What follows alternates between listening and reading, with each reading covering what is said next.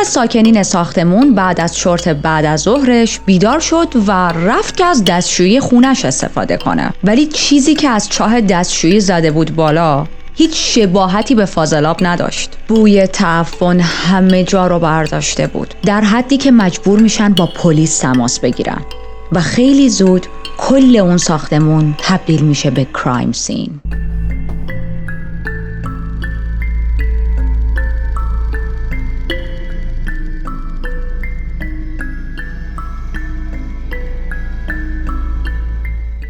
من ریتا هستم و در این چنل وارد دنیای جنایی میشیم، جایی که حقیقت عجیب تر از خیاله و مرز بین خوب و بد محو میشه.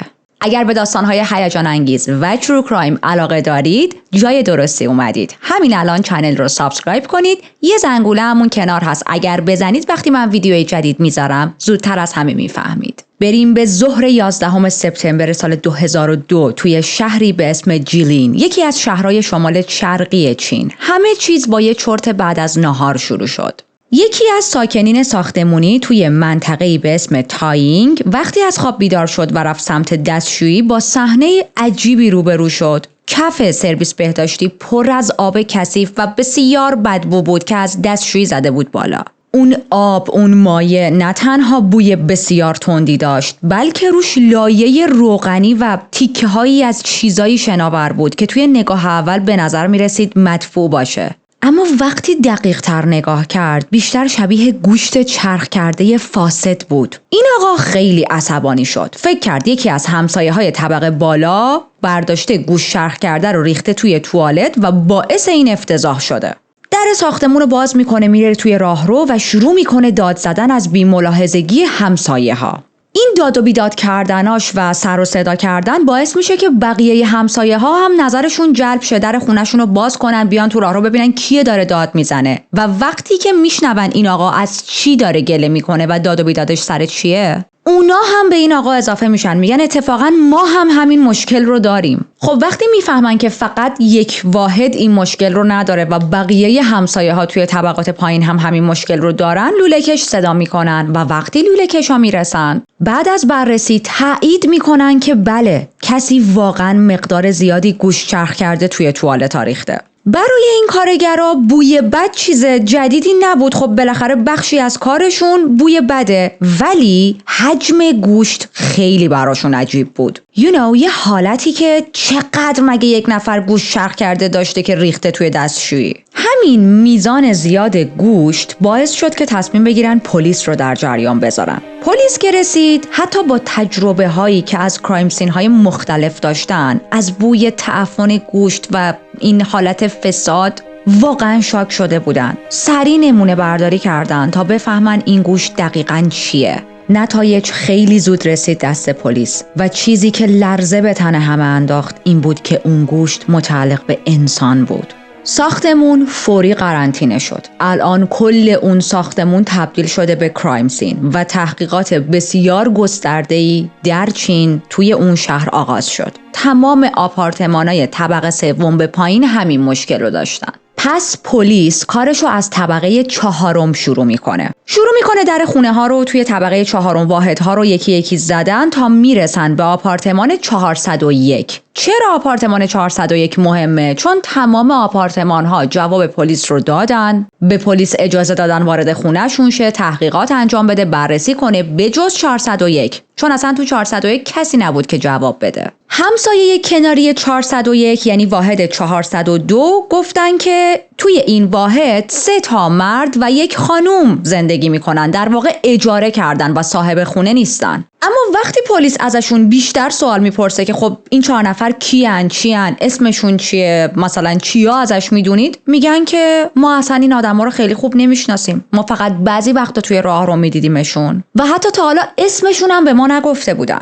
پلیس که دید هیچ کس در آپارتمان 401 رو باز نمیکنه و از اونجایی که میدونست اینا اجاره نشین هستن و لندلورد یا حالا لندلیدی یک کس دیگه‌ایه، با به اصطلاح همون صاحب خونه تماس میگیره و ازش میخواد که خودش بیاد و در رو براشون باز کنه. صاحب خونه میاد، در رو باز میکنه و وقتی بالاخره وارد آپارتمان شدن، چیزی که بلا فاصله تو ذوقشون زد بوی شدید و زننده خون بود.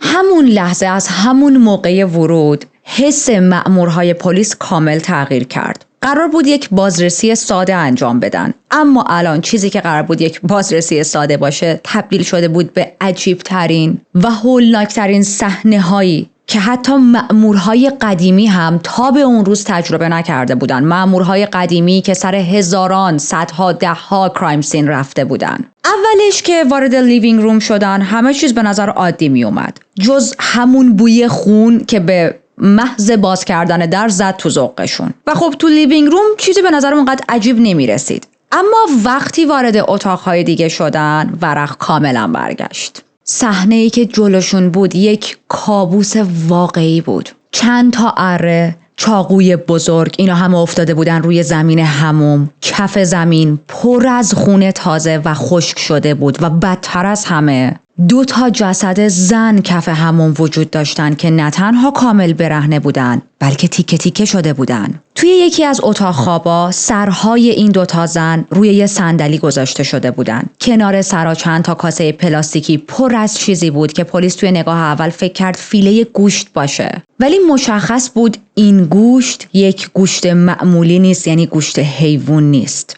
داخل آشپزخونه هم یه چرخ گوشت دستی روی پیشخون بود که هنوز آثار گوشت لای تیغه هاش مونده بود. و بعد از آزمایش ها نتیجه قطعی شد. تمام اون گوشت ها گوشت انسان بود، حتی اون گوشت هایی که داخل چرخ گوشت بودن. یعنی بچه‌ها پرونده های چین و ژاپن چنان نکس لول هستن که آدم لال میشه. یعنی قشنگ تا چند وقت آدم اشتهاش رو از دست میده برای غذا خوردن. و بله میزان خشونت این کیس خیلی بالاه، اما خب به نظرم کیس جالبی اومد، برای همین دارم کاورش میکنم. ولی دودش داره تو چش کی میره؟ تو چش خودم میره بیشتر از شماها، چون شماها نهایت 1 بار 2 بار 3 بار این پرونده رو گوش کنید. منم که اوور اسکریپتو خوندم، حفظ کردم، تحقیقاتش رو انجام دادم و الانم باید بشینم چند ساعت برای شما رکورد کنم. در حالی که تیم پزشکی قانونی اومده بود، متخصصین اومده بودن و داشتن صحنه رو بررسی می‌کردن، مأمورهای دیگه از فرصت استفاده می‌کنن و میرن با همسایه‌ها صحبت کنن در رابطه با این افرادی که تو این خونه زندگی می‌کردن. میرن با صاحبخونه صحبت کنن. همسایه‌ها چیز زیادی درباره آپارتمان 401 نمی‌دونستن، همونطوری که عقب‌تر هم اشاره کردیم. فقط میگفتن که 3 مرد و 1 زن اونجا زندگی می‌کنن. خیلی اهل معاشرت نبودن، سرشون تو کار خودشون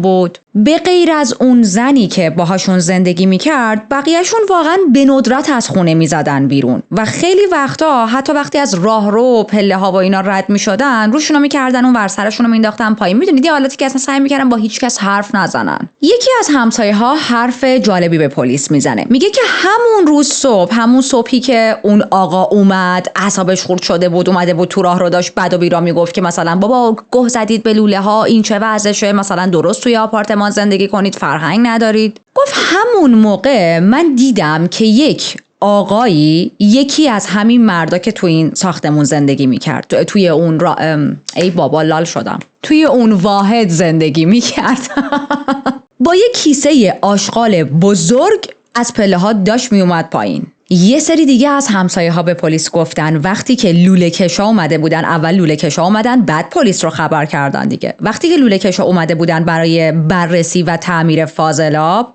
2 مرد از دوباره هم مردهای اون واحد یه لحظه اومدن تو راه رو سرک کشیدن ببینن که چه خبره و حتی از ماها هم پرسیدن که چی شده، داستان چیه. وقتی ما بهشون گفتیم داستان از این قراره که لوله های مثلا طبقه، این چند تا طبقه گرفته و این آدم از این عصبانیه و انگار مشکلی چیزی شبیه مثلا گوش شرخ کرده توی لوله ها گیر کرده، هیچ چیز دیگه ای نگفتن و خیلی آروم و بی صدا برگشتن تو ساختمونشون و ما دیگه ندیدیمشون. اما خوششانسی آوردن پلیس از اونجایی شروع شد که این صاحبخونه موقع اجاره دادن آپارتمان از یه دونه از این مستاجرها یه کپی مثلا از یه حالت کارت شناساییش گرفته بود و خب این کپی کارت شناسایی یک سرنخ طلاییه. حالا میدونم الان شاید برای خیلی عجیب بیاد که اینا خونه اجاره کردن، بعد صاحبخونه یه دونه مثلا مدرک تازه اونم کپی گرفته بود. خب ما داریم از سال 2000 صحبت میکنیم دیگه، 25 سال 23 سال پیش در واقع، چون اصل پرونده 2002 دارم میگم 23 سال پیش. و خب اون موقع مثل الان نبودش که تا اثر انگشت شما هم شاید توی سری از جاها برای اجاره خونه ثبت شه. حالا اسم روی اون کارت چی بود؟ یک مردی به اسم وو هونگیی و اون کارت شناساییش، آدرسش، مشخصاتش برای یک شهر دیگه ای بود. تیم تحقیقاتی پلیس بلافاصله با اون شهر تماس گرفتن، چون حد زدن که شاید این آدم برگشته باشه به اون شهر. بهشون گفتن که مثلا حالا مرزها رو یا جاهای مختلف رو بررسی کنید، این مرد مشکوکه. و از اون طرف کاراگاه‌ها همچنان دارن اون کرایم سین رو بررسی میکنن. یه تیم دیگه هم گذاشته شده برای اینکه بتونن هویت اون 2 زنی که ویکتیم هستن رو بررسی کنن و همینطور 3 نفر دیگه. الان هویت 2 مرد و 1 زن رو ندارن، فقط هویت 1 نفر رو دارن. یه سری اثر انگشت توی صحنه پیدا میکنن، یه سری توصیف اولیه توسط همسایه ها از چهره های این اشخاص فراری به دست میارن. از اون طرف وقتی مامورا سطل‌های زباله اطراف ساختمون رو زیر و رو کردن، چیزی پیدا کردن که حتی بیشتر از کرایم سین وحشتناک بود. یه سری کیسه پیدا کردن پر از استخونای انسان، استخونایی که کاملاً از گوشت جدا شده بودن و توی این کیسه ها قرار داشتن. پلیس داشت میدید قاتلین همه چیز رو با دقت از قبل برنامه ریزی کرده بودن، حتی تیکه تیکه کردن کامل اجساد رو. ما توی پرونده های جنایی، ما توی پرونده هایی که با قاتل های سریالی سر و کله داشتیم به این نتیجه رسیدیم که تکه تکه کردن بدن یک انسان به اون راحتی که ما تو پرونده ها میشنویم، تو کتابا میخونیم یا تو فیلم ها میبینیم نیست. کار بسیار سختیه، کار بسیار زمانبریه، بسیار کثیف کاری داره. و از کجا پلیس ها الان مطمئنن با یک تیم حرفه‌ای سر و کار دارن؟ به خاطر اینکه این 4 نفر خیلی دقیق این کارا رو انجام دادن، لوازمش رو داشتن و تنها دلیلی که این حدس پلیسه نتونستن اون صحنه رو مرتب کنن همون بوده که یکی از همسایه ها اومده تو راه رو شروع کرده داد و بیداد کردن، لوله‌کش رو خبر کرده و بعد از لوله‌کش پای پلیس رسیده وسط. اینا درست در حال تیکه تیکه کردن بدن بودن، میخواستن اجساد رو مثل شاید خیلی مواقع دیگه از بین ببرن. پلیس الان حدس میزنه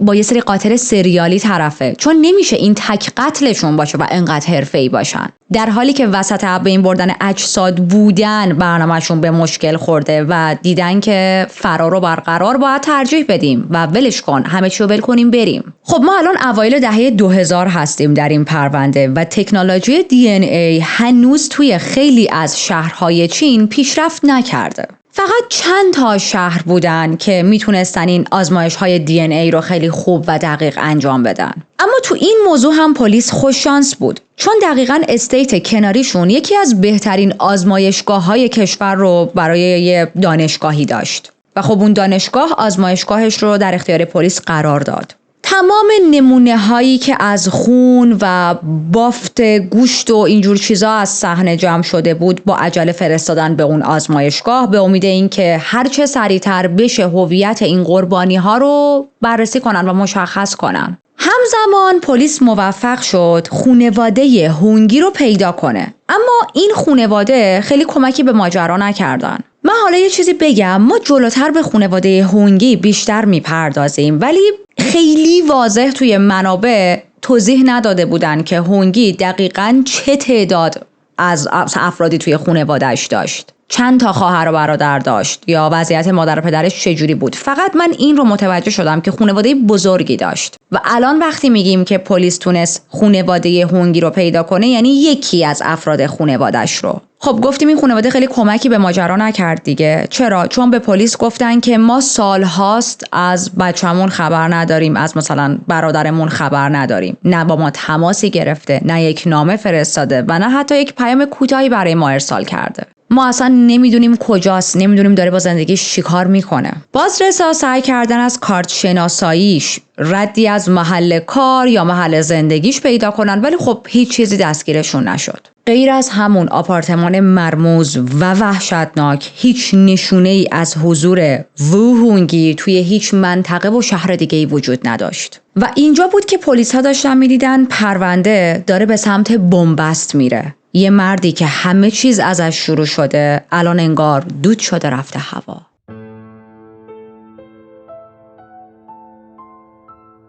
پلیس همچنان در حال جستجوه، قرار نیست استاپ کنه، اما به نتیجه خاصی هم نرسیده. ماه‌ها از کشف اون صحنه وحشتناک توی اون آپارتمان گذشته و بالاخره یکی از این جستجوهای پلیس به یک سرنخی رسید. مأمورها به یک کارخونه سر زدن که وو هونگی حدود 10 سال پیش اونجا کار کرده بود. خوشبختانه هنوز چند نفر اونجا کار میکردن که از قدیم بودن و این آقای وو هونگی رو یادشون بود که تقریبا مثلا چه شخصیتی داره یا حالا یه سری اطلاعات بتونن به پلیس بدن. البته سالها بود که از این آدم خبر نداشتن و اصلا نمیتونستن به پلیس بگن که الان کجاست، اصلا هنوز تو چین مونده یا رفته. ولی خب صحبت باهاشون، مصاحبه باهاشون هم همچین خیلی پوینتلس نبود. گفتیم پلیس یه سری طراحی چهره انجام داده بود بر اساس چیزهایی که همسایه ها از چهره این 4 نفر گفته بودن دیگه. یکی از این طرح‌ها رو نشون میده به این چند نفری که تو این کارخونه کار میکردن و یکی از کارگرها به پلیس میگه که من مرده رو میشناسم. یعنی سوای وو هونگی الان یک کس دیگه هم داره شناسایی میشه. پلیس میگه کیه اسمشو یادته؟ میگه آره، این یکی از همکارای قدیمیم بود که اسمش یانگ شوین بود. یانگ هم مثل وو هونگی اهل یه شهر دیگه‌ای بود و دقیقاً اون هم همزمان، یعنی دوتایشون با هم دیگه 10 سال پیش اونجا یه زمان کار میکردن و اونجا رو ترک کرده بودن و 10 سالی بود که دیگه به اون کارخونه برنگشته بودن. پلیس مثل نفر قبلی میره سراغ خانواده یانگ شوین، اما این بار کارشون سخت‌تر بود به خاطر اینکه خانواده یانگ شوین به شکل عجیبی ناپدید شده بودن. مادر و برادر کوچیکش دقیقاً چند هفته پیش بی هیچ حرف و سر و صدا و نشونه‌ای خیلی ساکت منطقه رو ترک کرده بودن. همکارای قدیمی وو هونگی و یانگ شوین یه سری اسم دیگه هم به پلیس دادن، آدم‌هایی که این 2 نفر قبلاً باهاشون در رفت و آمد بودن. پلیس اون اسامی رو دنبال کرد، پیداشون کرد، باهاشون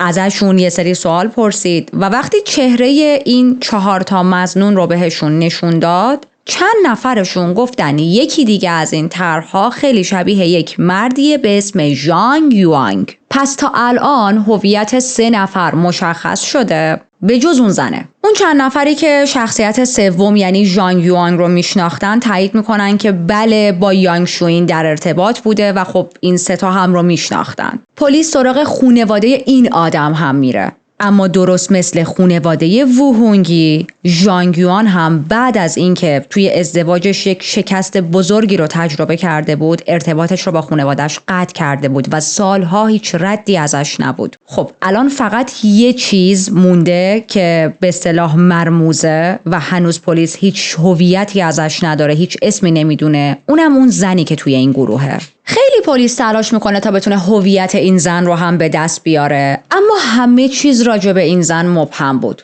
هیچ کس نمیشناختش، هیچ کس اسمش رو نمیدونست و پرونده داشت به سمت دارکنس فرو میرفت که دوباره پلیس یک کشف بزرگی میکنه. حالا این زن مشکوک رو باید بذاریم کنار. کشف پلیس چیه؟ هویت اون 2 تا زنی که بادیشون توی کرایم سین پیدا شده بود و تیکه تیکه شده بود مشخص میشه. خیلی از اون اثر انگشتایی هم که از کرایم سین پیدا کرده بودن متعلق به همین 2 تا زن بود. حالا چجوری پلیس تونست سریع هویت این 2 تا زن رو پیدا کنه؟ به خاطر اینکه این 2 تا زن قبلا دستگیر شده بودن به جرم سولیسیتیشن یا همون ارائه خدمات جنسی. حالا الان پلیس با این اطلاعاتی که داره شروع میکنه رفتن به سراغ جاهایی که این زنها به احتمال زیاد داخلش به عنوان سکس ورکر کار میکردن. حالا بیاید یه چیزی رو توی فرهنگ چین براتون توضیح بدم. توی چین یه سری خانوم هستن که به عنوان سیتینگ لیدیز شناخته میشن. توی کلاب ها و سالن های رقص کار میکنن. کارشون با سکس ورکرها یا رقصنده ها فرق میکنه. الان بهتون توضیح میدم. سیتینگ لیدیز روی صحنه میشینن تا مشتری های مرد یکیشونو برای همصحبتی و یا سکس انتخاب کنن. بعضیا فقط نوشیدنی میبرن، با این خانوما گپ میزنن، ولی خیلی از این زنا مشتری های مردی دارن که دنبال سکس هستن و میخوان از این زنان سکس خریداری کنن. مأمورها میرن به نایت کلاب ها و سالن های رقص مختلف و خب تعداد زیادی از نایت کلاب و سالن رقص های مختلف رو هم باید بررسی میکردن. میرن با منیجرز حرف میزنن. اولش اصلا منیجرز یا مثلا اونرها هیچ کدوم همکاری نمی‌کردن با پلیس، ولی خب خیال اینا رو راحت میکنن که بابا ما فقط دنبال شناسایی این قربانی ها هستیم و اصلا کاری نداریم که شما چه غلطی‌ها را دارید توی این کلاباتون انجام میدید، کاری به چیزای غیر قانونیتون نداریم، ما برای پرونده دیگه اینجا اومدیم. بالاخره توی یه دونه از همین مکانها مدیر یکی از این کلابا این دوتا زن قربانی رو شناسایی کرد، ولی خب یه چیزی به پلیس میگه به جز این دوتا زن یه زن دیگه هم اینجا کار میکرد که اون هم همزمان با این دوتا زن ناپدید شده و دیگه نیومده توی کلاب. اون منیجر با خودش فکر میکرد شاید داره از یک ویکتیم شماره 3 صحبت میکنه، اما پلیسا یه چیزی تو سرشون جرقه میزنه و میگن نکنه این زنه که این داره ازش حرف میزنه همین زن مظنون ماست. عکسشو به این مدیره نشون میدن و میگه که آره همینه، همین خانوم همزمان با این دوتا زن دیگه ناپدید شده و دیگه نیومده توی این کلاب. اما یک مشکلی وجود داره. توی این شغل خیلی از زنها هویت و اسم واقعیشون رو به کسی نمیگن. حتی اون شخصی که مدیره و یا همکاراشون هم نمیدونن که اینا واقعا اسمشون چیه. خب غیر قانونی دارن کار میکنن دیگه، همه چیز غیر قانونیه، هم کار اون مدیره غیر قانونیه، هم کار این زنها. برای همین نه اینا اصرار دارن که بخوان مدرکی از خودشون نشون بدن و نه اون مدیر یا مدیرا اصرار میکنن که تو حتما باید یک مدرکی از خودت به ما نشون بدی. خیلی از این زنا نمیخواستن که خانواده یا دوستاشون بفهمن که اینا کجا دارن کار میکنن، از چه راهی دارن پول در میارن و برای همین خودشون رو با اسم مستعار معرفی میکردن. مامورها که الان حدس میزدن اون زن ناشناس یکی از همین سیتینگ لیدی ها بوده، شروع میکنن به صحبت کردن با بقیه زنها توی اون نایت کلاب با امید اینکه شاید یکی از این زنها مثلا با این خانم ناشناس پرونده ما دوست بوده یا حالا صمیمیتر بوده و بتونه هویتی یه چیزی یه نام و نشونی از این زن بده به پلیس. بیشتر این خانوما میگن که این زنه که اومده بود و اینجا کار میکرد نیوبی بود، میدونید چی میگن، تازه وارد بود، خیلی اهل حرف زدن با بقیه نبود و تقریبا هیچ وقت درباره گذشته‌اش صحبت نمیکرد. ما اصلا نمیدونستیم دقیق چند سالشه، اهل کجاه، متأهل، مجرد، بچه داره، هیچی ازش نمیدونستیم چون خودش حرف نمیزد. اما یه چیزی رو خیلی حس کرده بودن، اونم رفتار عجیبش بود. چرا حالا عجیب؟ خب ببینید اینا سیتینگ لیدیز هستن، باید روی صحنه بشینن و وقتی یک مشتری میاد سمتشون قبولش کنن، یعنی اصلا رو هوا میزنن اون طرف رو. این خانم مرموز همیشه میشست اونجا ولی حتی یک بار هم پیشنهادی از سمت یک مرد رو قبول نکرده بود. نه اینکه کسی بهش پیشنهاد نداد، چرا اتفاقا پیشنهاد هم زیاد میشد بهش، اما قبول نمیکرد. برعکس یک سره از بقیه سوال میپرسید. یعنی با وجود این که خودش هیچ، ببینید زرنگ باشید، همه جا نشینید سفره دلتون رو واسه غریبه ها باز کنید. آره آبجیمون زرنگ بود، خودش هیچ چیزی به بقیه نمیگفت اما آمار و اطلاعات همه رو میکشید بیرون. حالا من به شماها دارم به شوخی میگم زرنگ باشید، خودم میدونید چجوریم؟ من اگر بخوام فضولی کنم راجع به یکی یا تو زندگی یکی لال میشم، باور کنید. یعنی اصلا نمیتونم، یعنی اصلا دهنمو باز میکنم میخوام یه چیز شخصی از یک نفری که من تو جایگاهش نیستم همچین چیزی رو ازش بپرسم حرف نمیاد از دهنم بیرون، لال میشم. خیلی هم رو خودم تمرین کردم که از آدمهای فضول زندگی منم سوال بپرسم، منم این خودشون فضولی کنه، اصلا نمیتونم. پلیس از این خانوما میپرسه که این زنه مثلا بیشتر چه چیزایی ازتون میپرسید و میگن که تمام مدت کار داشت به این که کی چقدر پول در میاره، کی مشتری های پولدارتر داره و درآمد کی از همه بیشتره. میدونید یه همچین سوالایی یک سره میپرسید. حتی یکی از همکاراش، یکی از همون خانوم ها خیلی بهش مشکوک شده بود، به خاطر اینکه به خودش فکر میکرد بابا شاید این طرف پلیسه، مأمور مخفیه و واسه همین داره انقدر سوال میپرسه. برای همین یه بار که فرصت پیدا کرده بود یواشکی رفته بود سراغ کیف دستی این خانوم، داخل کیفش رو نگاه کرده بود و کارت شناساییش رو دیده بود. میگه یادمه کارت شناساییش رو وقتی دیدم اهل یک شهری بود به اسم شوان، یعنی یک شهر دیگه. بالاخره پلیس میتونه خانواده این زن رو هم پیدا کنه و وقتی میرن سراغ خانواده این زن با یک چیز تکراری، با یک تجربه تکراری روبرو میشن. اینکه خانواده این زن هم درست مثل خانواده یانگ شوین یهو ناپدید شده بودن، از اون منطقه رفته بودن. میرن سراغ همسایه های قدیمی، میگن که اون دختر وقتی فقط 16 سالش بود از خونه فرار میکنه. میره به یه شهر دیگه ای تا کار کنه و از اون موقعی که از خونه فرار میکنه فقط هر از گاهی به این شهر برمیگشت و حالا سر میزد به خانواده‌اش. خب الان پلیس توی چند تا شهر دنبال یک گروه خطرناک 4 نفر است و با توجه به فجیع بودن جنایت استانهای دیگه هم در جریان قرار گرفتن. امید اصلی پلیس این بود که این افراد بالاخره برای اجاره خونه یا اقامتی توی یه هتل یه کارت شناسایی چیزی ثبت کنن و یک ردی از خودشون به جا بذارن. اما هیچ اتفاقی نمیافته. انگار که این 4 نفر خیلی زرنگ‌تر از این حرفا بودن. انگار که حساب همه این چیزا رو کرده بودن. انگار میدونستن پلیس دنبالشونه. روزها تبدیل شدن به هفته ها شدن ماه و هیچ نشونه ای از این 4 نفر پیدا نشد. ما چی میگیم همیشه تو پرونده ها به اینجور قاتل هایی که یهو محو میشن؟ میگیم چست شدن رفتن هوا و این 4 نفر هم واقعا چست شده بودن رفته بودن هوا. پرونده با وجود تلاش های زیاد پلیس توی سکوت فرو میره تا اینکه 9 سال نمیتونن هیچ کاری بکنن. 9 سال بعد توی سال 2011 یک اتفاقی میافته.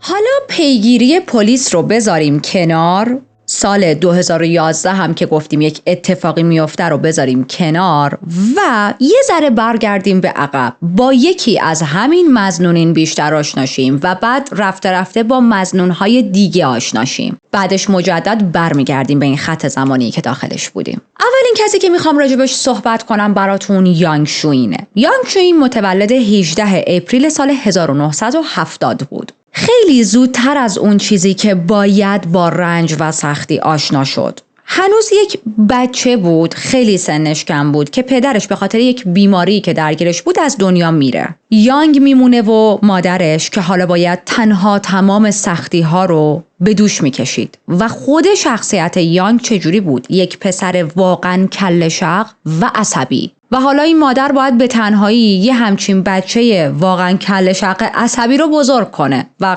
خرج و مخارج رو هم تامین کنه. یانگ شوین از همون ابتدا یک بچه بسیار لجوج و پرخاشگر بود. برای همین مادرش از دستش خسته شده بود. میدید هر کاری میکنه نمیتونه این بچه رو تربیت کنه، نمیتونه آدمش کنه. پس تصمیم میگیره از یک راه دیگه‌ای وارد شه. میفرستتش به یک مدرسه رزمی توی کوههای ووهایی. مدرسه‌ای که بجز دروس پایه مثلا مثل ریاضی، زبان چینی و هر از گاهی هم زبان انگلیسی، تمرکز اصلیش روی هنرهای رزمی بود. اونجا یانگ با هنرهای رزمی سنتی چینی مثلا کنگ فو آشنا میشه، اما چیزی که واقعا توش شکوفا شد ساندا بود. ترکیب واقعی از کیک بوکسینگ و مبارزه تن به تن که نه تنها برای تمرین بلکه برای استفاده در برخی از جنگ‌های واقعی طراحی شده، مخصوص نیروهای پلیس و آرمیه و یانگ خودشو داشت توی این ورزش خیلی خوب نشون میداد. خب برای سنش جثه بزرگتر و درشتری داشت و از همون اول قدرت فیزیکیش از بقیه بیشتر بود. درس‌های تئوری رو خیلی جدی نمی‌گرفت و نمیشه خیلی راجع به درس‌های تئوری تعریفی ازش کرد. نمره‌های خوبی نداشت. اما توی تمرین‌های رزمی واقعاً مثل یک وایلد بیست بود. ولی این استعدادی که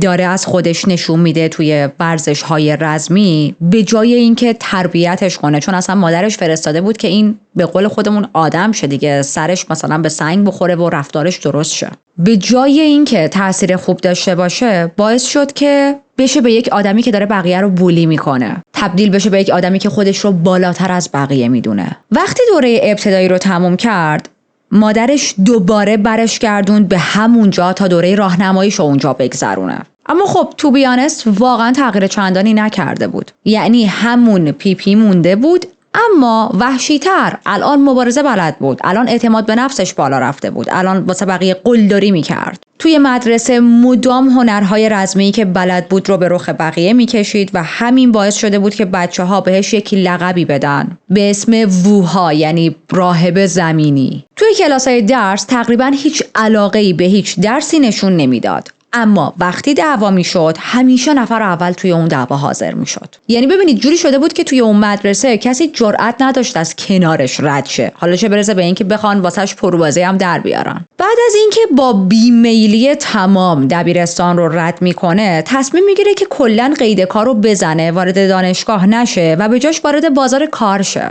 رفت توی شرکت تولید موتور کار کرد و همون موقع ها کم کم با خلافهای کوچیک کوچیک و اطرافیانی که توی خلاف بودن آشنا شد. وارد دنیایی شد که فقط به پاور نیاز داشت و نه مدرک و اخلاق و منر و شعور. درسته که قدرت بدنی بالای یانگ شوین براش احترام آورده بود، اما الان احترامی که میگم البته احترام از سمت آدمای خلافکار لنگ خودش ها، در واقع بگیم ترس آورده بود بهتره، آیدونو. اما دشمن تراشی هم کرده بود. دشمنهای زیادی داشت. چرا؟ چون آدمی بود که همیشه وسط دعواها دیده میشد. هم به عنوان ترسناکترین نفر میشناختنش، هم به عنوان کسی که وقتی کنترلش از دستش خارج میشد دیگه نمیفهمید، دیگه نمیتونست اون کنترل رو دوباره به دست بیاره. و دقیقاً توی همین دعواها و دوران بود که با یک مرد دیگه ای آشنا شد، مردی که 6 سال از خودش بزرگتر بود به اسم وو هونگی. وو هونگی یک مرد متأهل بود، بچه داشت و وارث یک کسب و کار خونگی هم بود. اما زندگی وو هونگی با اینکه ظاهراً راحت و بی دغدغه بود، از درون یه جور نارضایتی تلخی با خودش همراه داشت. حس می‌کرد توی یک مسیری گیر کرده که خودش این مسیر رو انتخاب نکرده. حس می‌کرد همه چیز خیلی براش خسته کننده شده. یه حسی که من فقط توی این دنیا اومدم که ازدواج کنم و بچه دار شم و شام و نهار بخورم، برم بیام و در نهایت هم فقط جای پدرم رو توی بیزینس بگیرم. پس دنبال کردن رویاهام چی میشه؟ پس هیجان توی زندگیم چی میشه؟ برای همین از یه جایی به بعد دیگه وقت زیادی توی خونه نمیذاشت. به جای بودن و وقت گذروندن با زن و بچه‌اش ترجیح میداد که یکسره بره توی سالن‌های رقص، کازینوها و بارها وقت بگذرونه. با یانگ یه مدت کنار هم کار میکردن تا اینکه وو هونگی کارو رها کرد و رفت دنبال دوباره کسب و کار پدرش. اما خب علاقه‌های مشترک راجع به مسائل زیاد داشتن و همین باعث شد که دوستی بینشون سر جاش بمونه. دوستی که بعدها بوی خون گرفت. 7 ژانویه سال 1993 یانگ شوین دوباره توی یک دعوایی وارد شد، یک درگیری بین 2 تا باند کوچیک توی یه بار به وجود اومده بود. انقدر اسم این کلا افراد چینی و ژاپنی اینا سخته، من او که و گه و کلمات فارسی رو هم یادم میره. anyway یه باری بوده توی این بار بین 2 تا باند خلافکار، باند کوچیکا خورده مثلا خلاف میکردن، دعوا میشه. ولی این دعوا در حد مثلا حالا 4 تا داد و بیداد و فش و فشکاری نمیمونه، بالا میگیره شدتش و چاقو کشیده میشه این وسط. نتیجه این کتککاری و چاقو کشید چی میشه؟ یک نفر به شدت زخمی میشه و یکی دیگه هم میمیره. یانگ کسی نبود که چاقو کشیده باشه و مستقیم از چاقو استفاده کرده باشه. حتی نقشی توی اون مرگ یا جراحات هم نداشت. اما به خاطر اینکه فقط تو اون دعوا حضور داشت، پلیس افتاده بود دنبالش. برای اینکه پلیس دستگیرش نکنه و تو دردسر نیفته، تصمیم میگیره که اون منطقه رو ترک کنه. و تا 5 سال بعد یانگ مثل یک شادو توی شهرهای کوچیک، روستاهای اطراف اون شهر پرسه میزنه، ترس اینکه پلیس نگیرتش. خودشو از معرض دید پنهان میکرد، با کسی کاری نداشت، با کسی زیاد حرف نمیزد، فقط کارهای مثلا پاره وقت انجام میداد که بتونه یک پولی در بیاره. و تو همون دوران با یک مرد دیگه ای آشنا میشه. ما اسمی از این آقا نداریم. با هم تصمیم گرفتن که برن جنوب به شهری به اسم فوان. حالا داستان این شهر فوان چیه؟ فوان یک شهریه که پر از فرصت کاریه. اون شهر پر بود از کارخونه هایی که به کارگر نیاز داشتن و یانگ حالا با یه رفیق جدید راهی جنوب شده بود تا شاید یه زندگی تازه رو بتونه شروع کنه. اما واقعیت این بود که فرق نمی‌کرد کجا بره، چون خشونت و اون سایه تاریکش همیشه همراهش بود. خب گفتیم اون شهر شده بود یک فرصت جدید برای کار کردن دیگه. مردم از همه جای کشور سرازیر شده بودن تا شاید بتونن زندگی خانواده‌شون رو بچرخونن. اما برای اینکه اوضاع از کنترل خارج نشه، قانون گذاشته بودن که هر کسی میخواد توی این منطقه بمونه و کار کنه باید مجوز اقامت داشته باشه. این مجوز فقط در صورتی صادر میشد که فرد بتونه ثابت کنه یه کار داره، یه محل خواب مشخص داره که خب معمولاً از طرف شرکت ها بهشون ارائه میشد. و دلیل این کارم این بود که نذارن افراد خلافکار یا آدمایی که سابقه جنایی دارن هم با بقیه آدمهای معمولی قاطیشن. خب یانگ شوین خیلی خوب میدونست که هنوز ممکنه اسمش تو لیست تحت تعقیب‌های پلیس باشه سر اون دعواه. پس اصلا این قصد رو نداشت که بخواد کار رسمی پیدا کنه یا دنبال مجوز کار بره. با یک نقشه دیگه‌ای وارد میشه، یک نقشه کثیف و مجرمانه. با همین رفیقش که تازه با هم آشنا شدن تصمیم میگیرن پول رو از راه دیگه‌ای در بیارن، یعنی برن توی اون شهر ولی غیر قانونی پول کثیفی در بیارن. خیلی زود متوجه شدن یه گروه خاص از مهاجرها وجود دارن که میتونن یک هدف ایدئال باشن برای این دو نفر. زنهایی که از شهرهای کوچیک از روستاها اومده بودن تا توی خط تولید کارخونه ها کار کنن. خیلی از این زنها بعد از ورود به این شهر فهمیده بودن که اگر توی سالن‌های رقص و نایت کلابا کار کنن چندین برابر بیشتر پول در میارن. چون ببینید دخترها، تعداد مردهایی که منبول به دست بودن خیلی زیاد بود و حاضر بودن برای میگوهاشون هزینه‌های اضافی کنن. پس چرا که نه؟ این زنها توی کارخونه ها درآمد خیلی کمی داشتن. حتی درآمدشون از درآمد مردهایی که دارن توی کارخونه ها تو همون فیلد کار میکنن کمتر بود. ولی اگر که سیتینگ لیدی میشدن هفتگی خیلی بیشتر میتونستن پول در بیارن. مردهای پولدار اغلب متأهل ولی تشنه تنوع و لذت شبها به اون کلاب ها می اومدن و برای همراهی این زنها، برای همراهی این سیتینگ لیدیز خیلی خرج میکردن. حالا چرا یانگ و رفیقش نرفتن مستقیم سراغ این مردا؟ چون میدونید از این مردا پول داره به این زنا میرسه. جوابش واقعا میشه میدونیم دیگه، ایزی پیزی. میدونستن که اگه برن سراغ یک سری مردی که از مثلا جایگاه بالان و وضع مالیشون خوبه و یک بلایی سر این مردا بیارن، خب احتمال دستگیریشون خیلی میره بالا. چون obviously پلیس به گم شدن یا شکایت یک مرد ثروتمند خیلی بیشتر اهمیت میده. اما زنهایی که قشر پایین‌تر هستن، زنهایی که دارن توی شادو زندگی میکنن، اگر قربانی بشن هم صداشون به جایی نمیرسه. برای همین هدفشون رو مشخص کردن، شکار زنهایی که مشتریهای پولدار دارن. حالا اصل کارشون چی بود؟ یانگ شوین و رفیقش شب به شب به کلابا سر میزدن، با زنای سیتینگ لیدی میشستن، صحبت میکردن، معاشرت میکردن، براشون نوشیدنی میخریدن و لابلای اون معاشرت ازشون سوال میپرسیدن.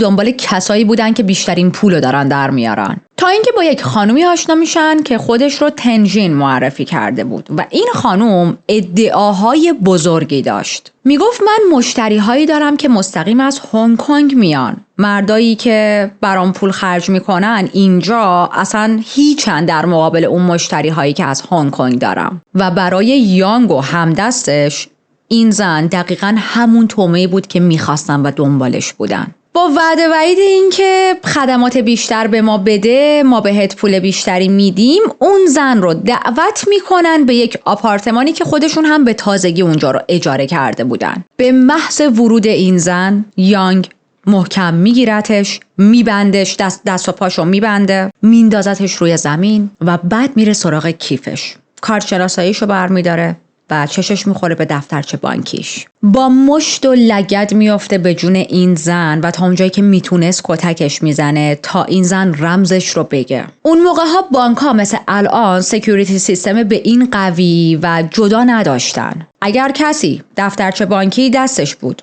حالا کارت شناسایی و رمز یک نفر رو هم داشت، میتونست خیلی راحت پول برداره. این خانوم که خیلی ترسیده بود رمزشو میده به این دو نفر. صبح روز بعد یانگ میره به نزدیکترین شعبه بانک و چیزی دید که خودش هم انتظارش رو نداشت. با دست خودش کلی پول از حساب این زن برمیداره، یعنی یه چیز بیش از $13,000. رقمی که برای مردی مثل یانگ بیشتر شبیه دریم بود تا واقعیت. خب 2 چیز از این سرقت خیلی برای این آدم‌ها شیرین بود. یک این که یه شبه تونستن یه همچین مبلغی به دست بیارن با 4 کتک زدن و مثلا یه برنامه‌ریزی قبلی. 2 این که میدونستن این سیتینگ لیدی ها نمیرن سراغ پلیس، چون بخشی از کارشون یعنی همون ارائه خدمات جنسی از نظر قانون غیر قانونی بود. این دو نفر فکر میکردن سیتینگ لیدیز از ترس آبرو و یا حتی دستگیری توسط پلیس همیشه سکوت میکنن،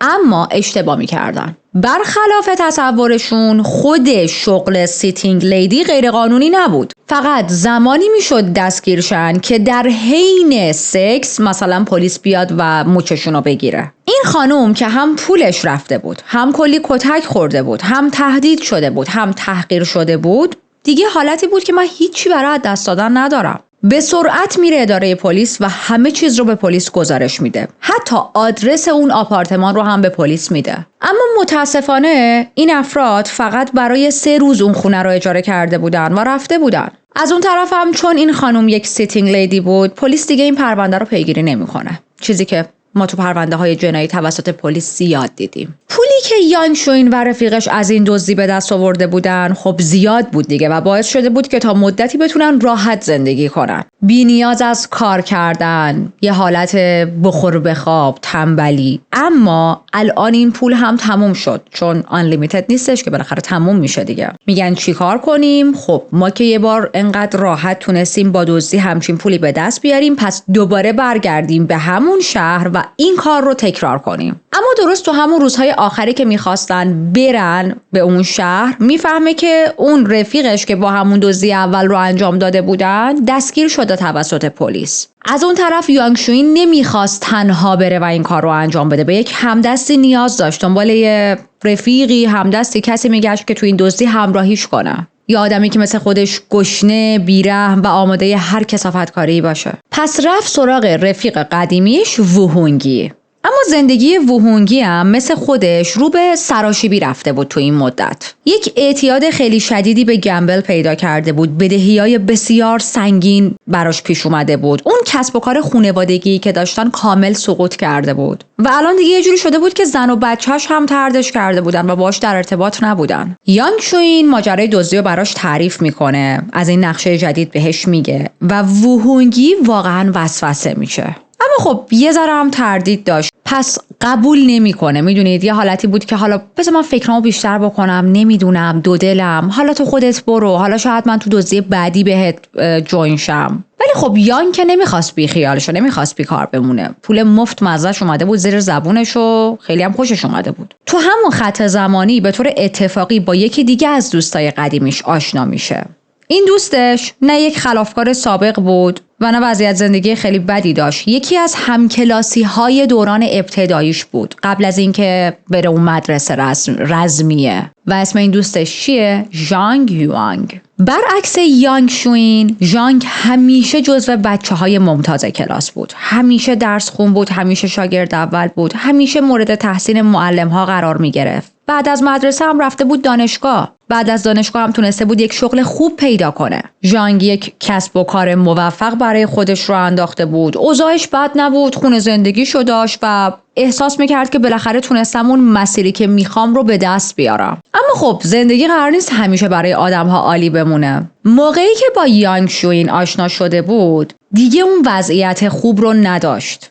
نه خونه داشت، نه پول داشت، نه هیچی براش باقی مونده بود. رسما داشت با کمک دوستای دیگه‌اش زنده میموند و یه ذره بهش پول میدادن که مثلا بتونه حالا برای خودش غذا اوکی کنه، بخوره، جای خواب داشته باشه و همه چیز از اونجایی شروع شده بود که توی ازدواجش شکست خورده بود. توی ازدواجای سنتی چینی شوهر نان آور خانواده است و زن مدیریت مالی رو به عهده میگیره. فکر می‌کنم شبیه خیلی از زندگی‌های داخل خود ایران باشه، درسته؟ تو ایران هم مثلا حالا الانو نمیدونم، اما من راجع به خیلی سال پیش صحبت می‌کنم. مثلا آقایون کار می‌کردن، یه خرجی میدادن و زنه باید اون پول رو مدیریت می‌کرد. حالا نمیدونم، ولی چین هم اینطوری بود. مرد موظف بود که کار کنه، کل درآمدش رو بده دست زن تا اون زن بتونه خانواده رو بگردونه. ژانگ هم همین کارو کرده بود. ازدواج کرده بود، بعد از ازدواجش هر چی کار میکرد رو میداد به زنش تا بتونن مثلا حالا امورات روزمرهشون رو بگذرونن. اما یه روز زنش دستش به حسابای بانکی این آدم رسید و تمام سیوینگی که داشتن رو خالی کرد و با یه مرد دیگه فرار کرد و رفت. ژانگ موند و یک حساب کاملا خالی. اینقدر از نظر روانی به هم ریخت که دیگه بیزینسش رو هم نتونست خیلی خوب جلو ببره و بیزینسش هم به فروپاشی رسید.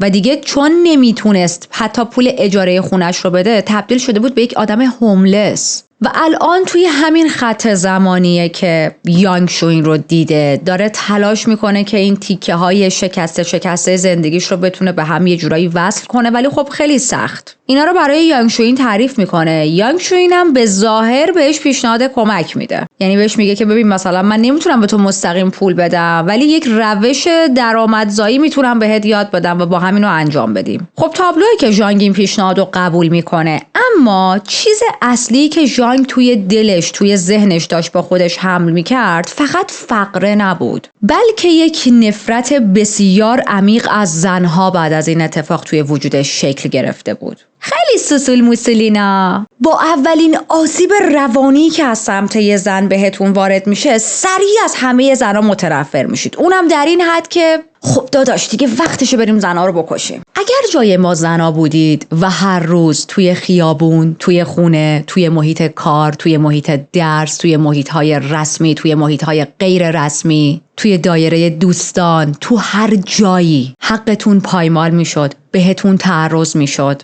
و هر لحظه احتمال تجاوز از سمت یه مرد به شما کاملا پاسیبل بود، اون موقع چی کار میکردید؟ خلاصه این دو نفر هم تصمیم میگیرن که دوباره این دزدی رو ببرن جلو. با هم راه میافتن. دیسمبر سال 1999 یک مسیر 3000 کیلومتری رو طی میکنن تا میرسن به یک شهری و اونجا یک آپارتمان اجاره میکنن. شهری که رفتن یه شهر خیلی پرزرق و برق تر از فوآن بود، پر از تاجرایی که از هنگ کنگ و تایوان میان، مردای متأهلی که جیباشون پر پوله، یواشکی شبا رو توی کلاب ها و سالن های رقص با سیتینگ لیدیز میگذرونن. ژانگ و یانگ خوب میدونستن که دنبال چه چیزی هستن، برای همین کلاب به کلاب میچرخیدن و زنایی رو پیدا میکردن که مشتریهای پولدار جذب خودشون میکنن. ژانگ و یانگ اسمشون منو یاد مثلا لولت و بولت میندازه. خیلی زود چشمشون به یک زن جوانی افتاد که از یک روستای کوچیکی مهاجرت کرده بود اونجا. ما اسم واقعیشو نمیدونیم و با اسم مستعار شیاوی ازش یاد شده توی این پرونده. شیاوی رو دعوت میکنن به آپارتمانشون و همون سناریوی قبلی تکرار میشه. به محض ورود یانگ این زن رو میگیره، با کمک ژانگ دست و پاش رو میبندن، یک عالمه کتکش میزنن، کلی تهدیدش میکنن، رمز دفترچه بانکیشو ازش میگیرن. فردا صبحش میرن بانک، حسابو خالی میکنن و این بار حدود $12 میتونن به دست بیارن. وقتی که برمیگردن با آپارتمان شروع میکنن با هم بحث کردن که با این زن چی کار کنیم. در نهایت تصمیم میگیرن که ولش کنن و خودشون برگردن سمت شمال. ولی وقتی دست و دهن و پای این زن رو باز میکنن، این زن از شدت ترس و استرس خیلی ناخودآگاه شروع میکنه به جیغ کشیدن. میدوه سمت پنجره، یه شیشه نازکی داشت، با مشت شیشه این پنجره رو میشکونه و همینطوری داشت فریاد میزد کمک میخواست. یه حالتی که انگار راه فرارش فقط از اون پنجره است. خب این دوتا مرد سری میگیرنش، مهارش میکنن و جلوی دهنش رو میبندن.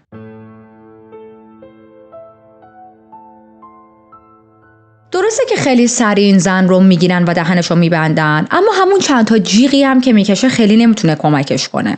یا اینکه اصلا کسی اون جیغ‌ها رو نشنیده بود و یا اونایی هم که شنیده بودن به خودشون فکر میکردن اوکی اینم جیغ و داد یه زن و شوهره که تو این مناطق زندگی میکنن، یه چیز خیلی عادیه بین یه زن و شوهر دعوا شده و یه قضیه خانوادگی به ما مربوط نیست. یانگ شوین خیلی سرد و بی‌احساس یه حرفی میزنه.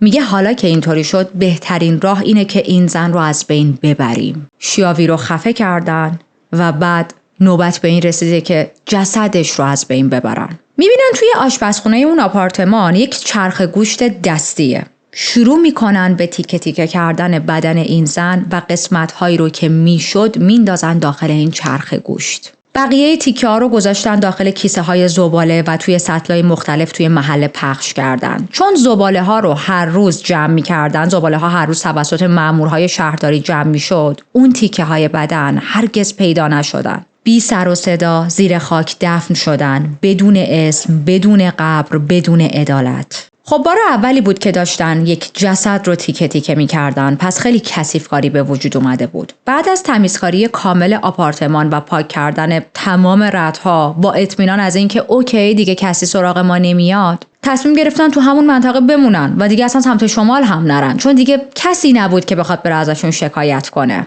مقصد بعدیشون گوانگجو بود، یک شهر بزرگ و ثروتمند که فقط 130 کیلومتر باهاشون فاصله داشت. میرن به اون شهر، مثل همیشه یه آپارتمان اجاره میکنن و دوباره میافتن تو گشت و گذار توی کلاب ها.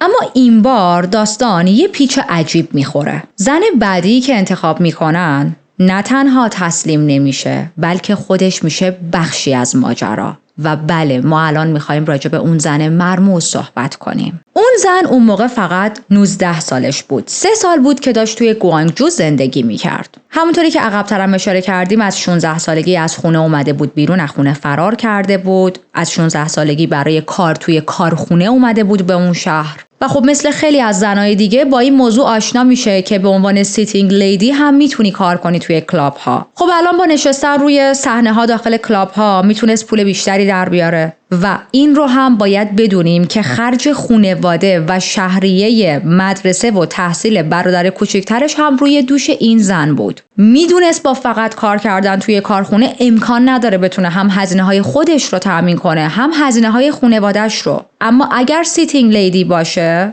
میتونه پول بیشتری در بیاره، حتی با علم بر این که میدونست این کار خطرهایی هم داره. ما الان رسیدیم به اواسط جنوری سال 2000. یانگ شوین و ژانگ مثل همیشه رفتن توی کلابی و با این زن روبرو میشن، آشنا میشن. همون نقشه تکراری اجرا شد، دعوتش میکنن، به دروغ میگن که مثلا اگه بیای خونه ما بهت فلان قد پول میدیم، میارنش خونه، به محض اینکه میرسه خونه میبندنش، کتکش میزنن، یک عالمه تهدیدش میکنن، رمز حساب بانکیش رو میگیرن. ولی این زن با 2 تا زن قبلی فرق داشت. اسم این زن جیونگیه.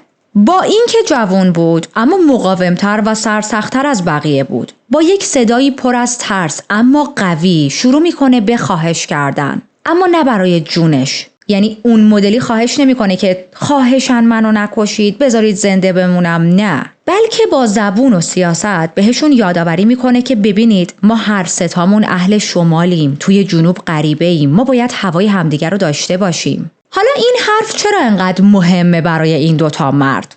براتون بگم. برخلاف تصور خیلی از آدم‌ها که فکر می‌کنن فرهنگ چین یک فرهنگ یک دست و یک نواخته، واقعیت اینه که هر استان و منطقه در این کشور فرهنگ، خوراک، موسیقی، گویش و باورهای مخصوص به خودش رو داره. چیزهایی که حتی شاید خیلی از چینی‌ها خودشون هم خبر ندارن. و جالب بود این بخش پرونده، چون ایران هم همینطوریه، چون خیلی از کشورهایی هم که من سر زدم همینطورین. ما مثلا میگیم فلان کشور و فکر میکنیم همه شهرها توی اون کشور همین جورین، در صورتی که شما میبینید 10 ها 100 ها گویش مختلف وجود داره. هزار مدل غذای خوشمزه متفاوت وجود داره. فرهنگ ها فرق میکنه. میگم تو خود ایران شمال، جنوب، شرق، غرب، مرکز، همه جاش با هم فرهنگاش فرق میکنه و چقدر این تفاوت فرهنگی، تفاوت لهجه، زبان، گویش، غذا، رفتار، اینا خیلی برای من جالبه. حالا از پرونده دور نشیم، چین هم همینطوریه و خیلی از کارگرهای مهاجری که اون زمان از مثلا مناطق دیگه به جنوب چین مهاجرت میکردن، آدمهایی بودن که تا قبل از این مهاجرت حتی از اون روستا یا شهر کوچیک خودشون هم خارج نشده بودن و اون مهاجرت براشون یه جورایی شبیه به مهاجرت به یک کشور دیگه بود. همونقدر سخت، همونقدر ناآشنا.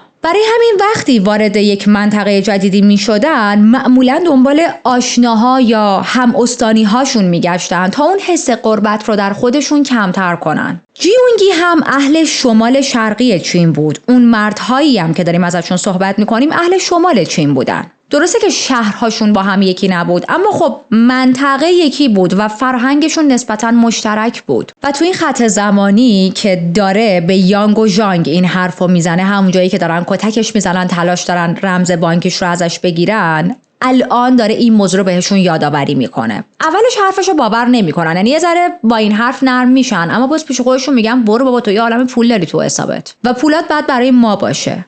اما بهشون میگه که باور کنید من همه پولامو فرستادم برای خانواده‌ام و توی حسابم یه چیز کمتر از $10 مونده. بهشون میگه من مثل خواهر شما هستم، ما شمالی‌ها آدم‌های درستی هستیم، ما شمالی‌ها باید هوای هم رو داشته باشیم. خیلی داشت با این حرف‌ها اون حس هم استانی بودنشون رو میدونید قلقلک میداد. و حرفاش هم کم کم داشت روی این دو نفر اثر میکرد. وقتی میرن حسابش رو چک میکنن میبینن که واقعا پول ناچیزی توی حسابش داره و برعکس حالا بقیه زنهایی که به پستشون خورده بود و هزاران هزار دلار توی حسابشون داشتن، این زن واقعا آه نداره در بساط. دستاشو باز میکنن. اما واقعیت این بود که تنها دلیل این مهربونی ناگهانی فقط حس هموستانی بودنه نبود. موضوع ژانگ یوان بود. ژانگ یوان دل بالا و دل پایینش گیر کرده بود. از همون ابتدا جذب جیونگی شده بود. بیشتر از همه تحت تاثیر این قرار گرفته بود که حتی وقتی این زن رو بسته بودن نترسیده بود و زن خیلی شجاعی بود. به علاوه این که فکر کردن ممکنه این زن برای ما مفید باشه، شاید بتونه تو پیدا کردن طعمه‌های بعدی به ما کمک کنه. بالاخره وقتی یک زن بره سراغ زنهای دیگه اعتماد بیشتری به وجود میاد تا اینکه ما دوتا مرد بخوایم بریم سراغ زنهای دیگه. برای همین بهش پیشنهاد همراهی دادن. گفتن که اگر میخوای نکشیمه تو هم باید با ما همراه شی. بعد میشینن براش توضیح میدن که ما تو سرقت‌های قبلی چقدر پول به دست آوردیم. بهش هم میگن تو قرار نیست هیچ کار خاصی انجام بدی، تو فقط قرار نقش همون سیتینگ لیدی رو داشته باشی. جیونگی که بین مرگ و زندگی یک انتخاب بیشتر نداشت، زندگی رو انتخاب میکنه و قبول میکنه که به جای اینکه بکشنش با این دو نفر همراهی کنه. پس ستایی توی همون شهر میمونن با این هدف که الان عضو جدید گروه رو هم امتحان کنن. نقشه از این قرار بود که جیونگی باید میرفت توی کلاب ها مشغول به کار میشد به عنوان سیتینگ لیدی و هدفش فقط صحبت کردن با زنهای دیگه بود. باید میرفت و اونایی که درآمد بیشتر داشتن رو پیدا میکرد. حالا الان متوجه شدید چرا اوایل پرونده توی بررسی های پلیس مردم به پلیس میگفتن که ما این زن ناشناس رو اصلا نمیشناسیم، مثلا نمیدونیم، هیچ چیزی از خودش نمیگه. بعد این زن خودش هم سیتینگ لیدی بود، اصلا مشتری قبول نمیکرد، اما به جاش یکسره با زنهای دیگه حرف میزد، راجع به درآمدشون و تعداد مشتری هاشون میپرسید. برای اینکه کسی متوجه ارتباط این سه نفر نشه و نقششون لو نره، ژانگ یه آپارتمان توی منطقه خوب شهر اجاره کرده بود برای جیونگی، در حالی که خودش و یانگ توی یه واحد ارزونتر ساکن شده بودن. خب الان جیونگی توی ظاهر یک واحدی داره توی منطقه خوب شهر، اونجا ساکنه و این یک استراتژی هوشمندانه است دیگه. زنهایی که باش دوست می‌شدن رو به خونش دعوت می‌کرد و به محض اینکه وارد خونش می‌شدن یک ظاهر زندگی مجلل می‌دیدن، پس هیچ کس بهش شک نمی‌کرد. اون منطقه به طور کلی به عنوان منطقه شناخته میشد که تاجرهای پولدار می اومدن آپارتمان اجاره میکردن برای معشوقه هاشون. حالا یه سریاشون اجاره میکردن، یه سریاشون میخریدن. توی فرهنگ چینی به این زنها، به اصطلاح به این معشوقه ها میگن شیاو سن، یا ترجمه فارسیش مثلا میشه کوچولوی شماره 3، یه همچین چیزی. یعنی زنی که به عنوان معشوقه در کنار زن اصلی که تو زندگی اون مرده وجود داره. یه چیز خیلی تو این فرهنگ ها، تو این پرونده ها منو اذیت میکنه. چرا همیشه میان به اینجور آدم ها لقب میدن ولی به خود اون مرد 3 نقطه که داره همچین کارایی رو میکنه هیچ لقبی نمیدن؟ در نهایت هم بهش میگن یک تاجر موفق. نه بابا یارو، بچه من یه سری فوشا رو نمیتونم بدم. خواهشاً من رو در کامنت ها همراهی کنید مثل همیشه. حالا این مردا چی کار میکردن؟ خب وضع مالیشون خیلی خوب بود و می اومدن خرج زندگی روزمره این زنها رو میدادن. براشون آپارتمان میگرفتن، حالا میگم یا میخریدن یا اجاره میکردن، پول ماهیانه بهشون میدادن و هر موقع که میومدن اون شهر به دور از زن و بچه، عشق و حالشون به راه بود دیگه. از اون طرف جیونگی نمیتونست خیلی این موضوع رو کش بده، چون این دو نفر خیلی زود بهش شک میکردن. الان توی تست بود دیگه، میخواستن ببینن اوکی حالا تو مسئولیتی که بهت توی این دزدی سپرده شده رو خوب انجام میدی یا مثلا میخوای بپیچی به بازی. برای همین خیلی زود 2 خواهری که ساکن همون مجتمع بودن و به عنوان شیا و سن با مردهای ثروتمند در ارتباط بودن رو مورد هدف قرار میده. باهاشون دوست میشه، طرح رفاقت میریزه و میفهمه که چقدر از به اصطلاح حالا این دوست پسراشون، نمیدونم به این مرد واقعا باید چی گفت، حالا ما میگم دوست پسراشون چقدر پول میگیرن و این اطلاعات رو به این 2 مرد منتقل میکنه. یانگ شوین هم تایید میکنه که آره این 2 هدف خوبی هم، برو تو کارشون. بعد از یه مدت به این خواهرا میگه که دوست پسرم توی پکن زندگی میکنه، قراره از اونجا بیاد دیدنم و یک مردیه که بسیار ثروتمند، یک شرکت بزرگی داره و اتفاقا وقتی فهمیده من با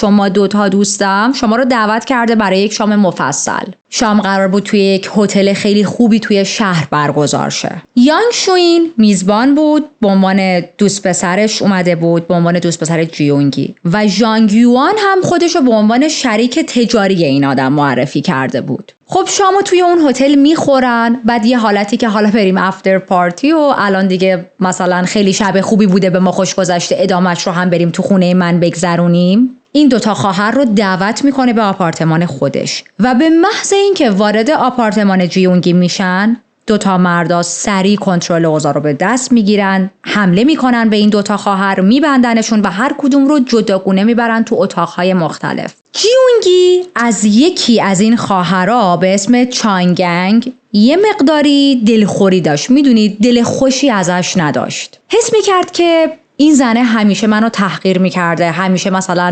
میدونید از بالا به پایین با من صحبت میکرده، همیشه من تیکه مینداخته و الان من یک فرصتی دارم برای انتقام. از اون دوتا مردا اجازه میخواد که من خودم میخوام توی شکنجهش شرکت کنم. و دیگه از اینجای داستان به بعد ما داریم جیونگی رو میبینیم که یک قربانی نیست، یک گروگان ساده نیست که مجبور شه به زور یه سری کارا رو انجام بده، بلکه الان دیده قدرت و کنترل چه مزه خوبی داره. الان خودش با میل خودش داره توی این جنایت پا میذاره، چون میتونست بکشه عقب. وظیفه اون این بودش که فقط مثلا یه سری سیتینگ لیدیز با پول خوب پیدا کنه، زنهای دیگر رو به دام بندازه، طعمه پیدا کنه، نه اینکه خودش هم توی شکنجه ها دست داشته باشه. طبیعتا اون مردا بهش اجازه میدن، میگن آره بیا این یکی رو تو مثلا از چون کتکش بزن شکنجهش کن. با وسایل آشپزخونه میافته به جون یکی از این زنا، ضربه های متعدد همینجوری به این زن وارد میکنه، انقدری که تمام دندونای این زن خورد شده بود.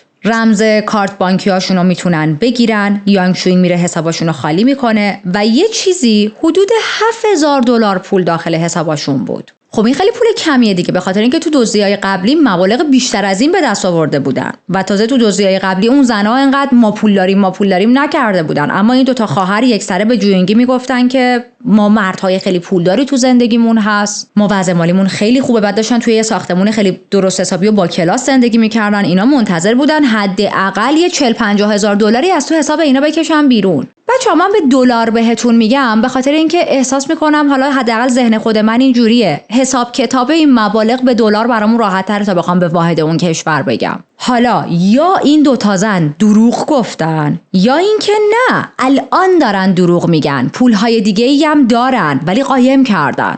برای اینکه بتونن حقیقت رو بفهمن، هر دوتا خواهر رو کاملا لخت میکنن و توی 3 روز آینده با هر وسیله‌ای که توی آپارتمان پیدا میکردن این زنها رو شکنجه میکنن. هر چیزی که دستشون میومد یا با اون وسیله بهشون تجاوز میکردن و یا شکنجهشون میکردن، از انبر گرفته تا وردنه، خلال دندون و حتی بلال پخته.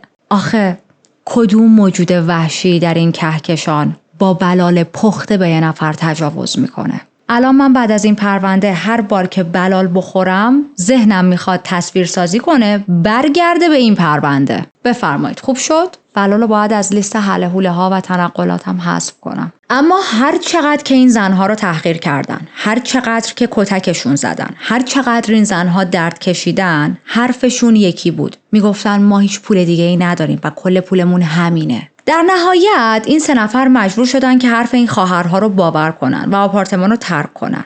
اما خب این خواهرها هم همینجوری نموندن دیگه. برهنه بسته شده با دهن بسته توی اون آپارتمان رها شده بودن و به محض اینکه میبینن این 3 نفر از خونه خارج شدن یه جوری میتونن خودشون رو آزاد کنن و بلا فاصله میرن پیش پلیس و همه چیو به پلیس گزارش میدن. اما یانگ شوین که الان دیگه زرنگ‌تر از دفعات قبلی شده بود، یاد گرفته بود که نباید از خودش مدارک دقیق و قطعی و واقعی به جا بذاره. برای همین با یک اسم جعلی، با مدارک جعلی اصلا اون خونه رو اجاره کرده بود. واسه همین هم پلیس میاد پیگیری میکنه، اما به یک اسم الکی میرسه، یک اسمی که اصلا وجود خارجی نداره. حالا در حالی که پلیس داره دنبال یک هویت جعلی میگرده و قطعا هم به جایی نخواهد رسید، این 3 نفر دوباره برگشتن برای آماده کردن خودشون واسه هدف بعدی، واسه دزدی بعدی. دوباره جیونگی رو میفرستن با یک کلاب دیگه ای تا بگرده یه سری زنایی رو پیدا کنه که مشتریهای پولدار دارن و توی یکی از این کلاب ها هم میتونه کار بگیره دستش و مشغول به کار بشه. یک کلابی که اصلا معروف بود به مردهایی که با جیبای پر از پول میان. خیلی زود با یک زنی آشنا میشه به اسم شیائووا که از یک استان دیگه ای اومده بود.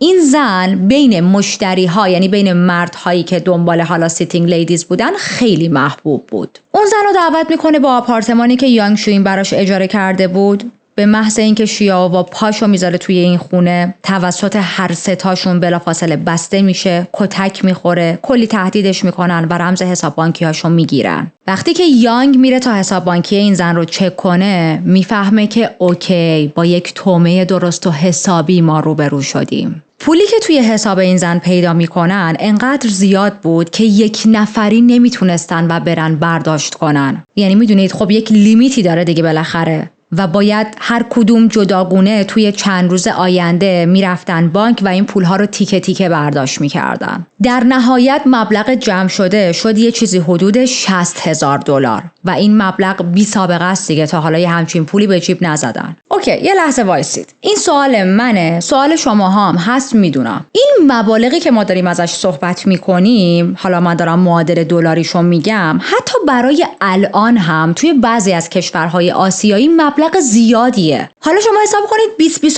20-25 سال پیش این همه پول داشتن به دست می آوردن و شما چی کار دارید میکنید با این پولا که هی زارت و زورت دارن تموم میشن؟ یعنی به کیف گاو هم اگر ما این پولها رو بزنیم انقدر زود نباید تموم شن. تا اینجای کار دلیل این که باند به قربانی ها آسیب خیلی جدی نمیزد این بود که فکر میکردن این زنا از ترس آبروشون و حالا اینکه غیر قانونی کارشون و شغلشون نمیرن و به پلیس شکایتی بکنن. اما خب این بار قضیه فرق داشت و این بار پول خیلی زیادی دزدیده بودن و میدونستن که پلیس قطعاً ماجرا رو پیگیری میکنه. پس تصمیم گرفتن که کسی زنده نمونه. اینم بهتون بگم از زنهای بیشتری با همین روش پول دزدیدن ها. من دارم فقط مبالغ مهم و زیادتر رو بهتون میگم که حالا خیلی هم خسته کننده نشه. اما فکر نکنید دزدیاشون همین 3-4 تا 5 تا بوده، نه. جیونگی رو میفرستن به فروشگاه تا مردر کیت تهیه کنه. ساتور میخره، اره و یه چرخ گوشت. و از اینجا به بعده که بلا استثناء تومه هاشون رو تا اونجایی که میتونستن خفه میکردن و بعد هر ستاییشون توی تیکه تیکه کردن اجساد شرکت میکردن. هر چیزی که از طریق چرخ گوشت رد نمیشد توی کیسه های زباله مینداختن و توی سطح شهر پخش میکردن تا هیچ ردی باقی نمونه. بعد از این ماجرا جیونگی و یانگ وارد یک رابطه عاشقانه شدن و دیگه کلا اینا داشتن 3 نفری با هم زندگی میکردن و با این دزدی هایی که انجام میدادن زندگی های مرفهی داشتن. به مدت 18 ماه اتفاق خاصی نمیافته. اتفاق خاص که خب اینا هی دارن دزدی میکنن و بقیه رو مفقود میکنن دیگه، به جز این اتفاق خاصی نمیافته. تا اینکه یه شب توی یک کلابی با یه مردی به اسم یوی بین آشنا میشن. یوی بین سابقه جنایی سنگینی داشت و یانگ شوین حس کردش که این آدم میتونه نفر 4م گروه باشه، میتونه عضو مفیدی برای ما باشه. اما خب از اون طرف هم میخواست مطمئن بشه که واقعا این آدم به درد ما میخوره، میشه بهش اعتماد کرد یا نه. یوی بین یه پیشنهادی بهشون میده. میگه توی شهری که من زندگی میکنم حدود 2100 کیلومتر اون طرفتر یه زنی هست. این زن وضع مالیش خیلی خوبه. با شوهرش زندگی میکنه، 2 تا سالن زیبایی خیلی موفق داره و کلی داره پول از این سالن زیبایی ها در میاره. این 3 تا مرد بدون جیونگی راهی اون شهر شدن، شروع کردن به تعقیب اون زن و توی جون سال 2001 اون زن که ما با اسم مستعار یومو میشناسیمش وقتی داشت از ماشینش جلوی خونه پیاده میشد توسط این مردا دزدیده میشه. میدزدنش، سوار ماشینش میکنن و میبرنش به آپارتمانی که از قبل اجاره کرده بودن. باز هم همون سناریو تکرار شد. زن و بستن، کتکش زدن، تهدیدش کردن، ازش با زورگویی و کتک و تهدید خواستن که رمز کارت بانکی رو بهشون بده. اما خب خیلی نیاز نبود خشونت به خرج بدن، چون از همون ابتدا این زن بهشون گفتش که باشه اوکی، من اطلاعات بانکیمو بهتون میدم. از اون طرف یانگ میخواست یوی بینو امتحان کنه. خب همیشه یانگ بود که میرفت از بانک مبالغ رو برمی‌داشت، به جز اون موقع نادری که حدود $60,000 باید برداشت میکردن و دیگه باید تک تک میرفتن. واسه همین به یوی بین میگن که تو برو دستگاه ATM و این پول رو برداشت کن. البته تنها نمیفرستنشا. ژانگ یوانگ هم همراهش رفته بود تا مطمئن شن که این آدم وقتی پولا رو از ATM میکشه بیرون فرار نمیکنه و موفق شدن یه چیز حدود $24,000 پول از حساب این زن برداشت کنن. این زن رو هم مثل یه سری از موارد نادر آزاد میکنن، پول رو تقسیم میکنن و بعد از اون شهر میرن.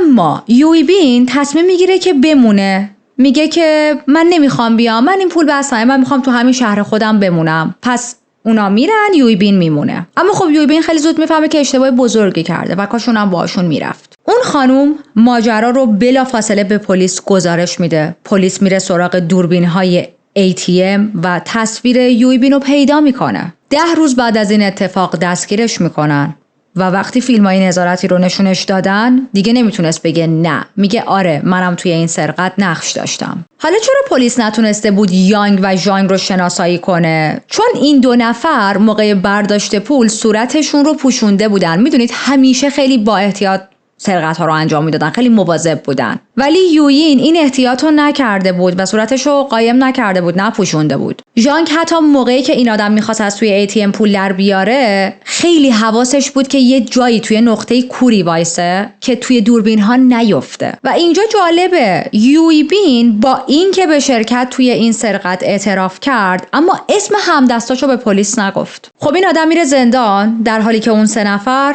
آزادن و آماده جنایت‌های بعدی هستن. بیایم 4 ماه جلوتر، اکتبر سال 2001. ژانگ توی یک هتلی بود، یک هتل خیلی لاکچری، داشت یک ماساژ خاص دریافت می‌کرد از یک خانومی و این خانومی که داره ماساژش میده حرفاش رو هم شروع می‌کنه باهاش صحبت کردن. توی صحبت‌هاش ژانگ میفهمه که این خانوم درآمد خوبیه.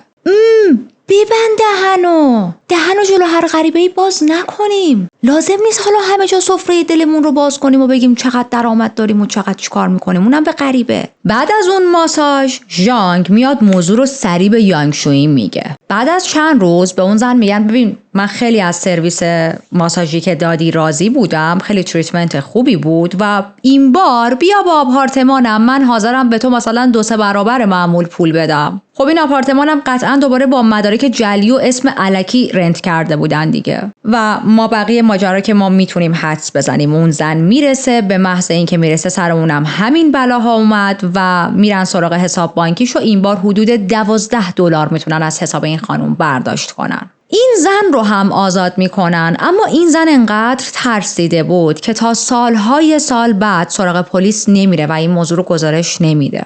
حالا تو این خط زمانی که هستیم ووهونگی دوباره اومده به دیدنشون، کسی که یانگ 3 سال پیش باهاش راجع به همکار شدن، راجع به همکاری کردن تو این دزدی‌ها صحبت کرده بود و اگر یادتون باشه 2 دل بود، نمیخواست این کارو بکنه. زندگی ووهونگ نه تنها توی این مدت 1 ذره بهتر نشده بود بلکه بدتر هم شده بود. دور و برش پر بود از طلبکارهایی که پولشون رو میخواستن و این یه حالت فراری شده بود از دستشون. با اینکه یانگ و ژانگ پول کافی داشتن و میتونستن به این آدم به عنوان رفیق کمک کنن اما این کارو نمیکنن. به جاش بهشون میگن تو میتونی تو سرقت هایی که ما میخوایم انجام بدیم به ما کمک کنی و تو هم وارد بازی شی و اون هم قبول میکنه. جیونگی دوباره کار توی کلاب دیگر رو شروع کرد تا بتونه زنهای پردرآمد رو شناسایی کنه و با یک زن ناشناسی دوست شد و اون رو به همون آپارتمان دعوت کرد. میگم ناشناس چون اسم یا حتی اسم مستعار ازش وجود نداره. دعوتش میکنه به کدوم آپارتمان؟ همون آپارتمانی که 2 سال پیش 2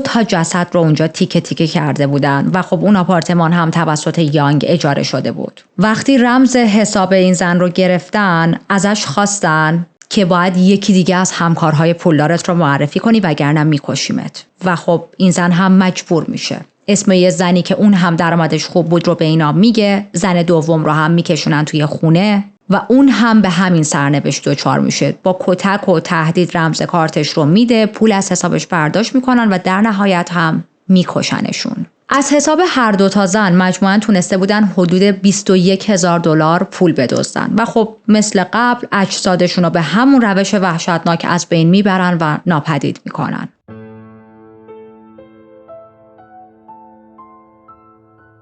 بلافاصله بعد از این قتل این باند تصمیم میگیرن که به شمال شرق کشور برن، به زادگاه جیونگی. به محض اینکه میرسن، جیونگی که مدت‌های زیادی بود با خانواده‌اش فقط ارتباطش در حد ارتباط تلفنی بود، میره به خانواده‌اش سر میزنه و همون موقع میفهمه که پدرش خیلی وضعیت سلامتش افتضاحه و توی بیمارستان بستری شده. همین باعث میشه که به گروه بگه من برای یه مدتی نمیتونم با شما همکاری کنم و خب برمیگرده پیش خانواده‌اش. اما خیلی زود دوباره برمیگرده پیش این گروه. به خاطر اینکه میفهمه پدرش وضعیتش خیلی خرابه و درمانش هزینه داره و به پول نیاز داره. برای همین میاد دوباره بهشون میگه منم میخوام باهاتون همکاری کنم چون برای پول درمان پدرم پولی ندارم، باید بتونم این پول رو تهیه کنم. خب خیلی زود دوباره برمیگردن به شهر قبلی، همون جایی که آپارتمان اجاره کرده بودن. جیونگی خیلی سریع توی یک نایت کلابی مشغول به کار میشه. خیلی زود هدف بعدی رو پیدا میکنه. یک خانومی با اسم مستعار شیائوین. مجدد شیائوین رو خیلی سریع به آپارتمانشون دعوت میکنن. همون آپارتمانیه، این آپارتمان که بعدها گوشت اجساد تیکه تیکه شده توی لوله های فاضلاب گیر کرده و پای لوله کش و بعدش پلیس میاد وسط. این زن هم وقتی رسید مثل خیلی از قربانی های قبلی دست و پاشو میبندن، کتکش میزنن، ازش رمز کارت بانکیش رو میگیرن. اما این بار ماجرا به همینجا ختم نمیشه، تموم نمیشه، بلکه از کاری که چند ماه پیش کرده بودن خوششون اومده بود و به این زن میگن که باید با یکی دیگه از زنهایی که باهاش در ارتباطی و میدونی پول خوبی داره تماس بگیری و پای اون رو هم بکشونی اینجا. اون زن هم از ترس جونش این کارو میکنه به امید اینکه شاید اگر من این کارو انجام بدم منو زنده نگه دارن. زن دوم وارد آپارتمان میشه و همون بلایی رو سرش میارن که چند ساعت قبل سر دوستش آورده بودن. میگیرنش، کتکش میزنن، میبندنش، رمزهاشون رو میگیرن، حسابهای هر دو تا زن رو خالی میکنن و در مجموع حدود $20,000 از حساب هر دوشون میتونن به دست بیارن. بعد از اینکه پولا رو برداشتن، خیالشون راحت شد که آره رمز رو درست داده بودن و همه چیز اوکی و به پول رسیدن، هر دو تا زن رو خفه میکنن و شروع میکنن به تیکه تیکه کردن اجسادشون. اما این بار برخلاف دفعه‌های قبلی نتونسته بودن عملیاتشون رو کامل انجام بدن. تیکه های گوشت از طریق چرخ گوشت خورد شده بود و میخواستن مثل همیشه از چاه توالت بفرستنش پایین، اما این بار لوله های ساختمون میگیره و ما بقیه ماجرا که ما اول پرونده گفتیم و این نقطه پایان این باند بود. چون این اولین باری بود که نتونسته بودن کارشون رو کامل کنن. این اولین باری بود که نتونسته بودن جسد یک قربانی رو کامل، در واقع 2 تا قربانی رو تیکه تیکه کنن، آثار خون رو از بین ببرن و کثیف‌کاریاشون رو تمیز کنن و بعد آپارتمان رو ترک کنن. دقیقاً وسط تیکه تیکه کردن اجساد بودن، وسط کار بودن که صدای داد همسایه رو میشنون و میرن چک میکنن، میبینن اوه لوله ها گرفته و همه چیز رو ول میکنن و فرار میکنن. سریع خودشون رو رسوندن به نزدیکترین ایستگاه قطار و یه بلیط گرفتن برای پکن.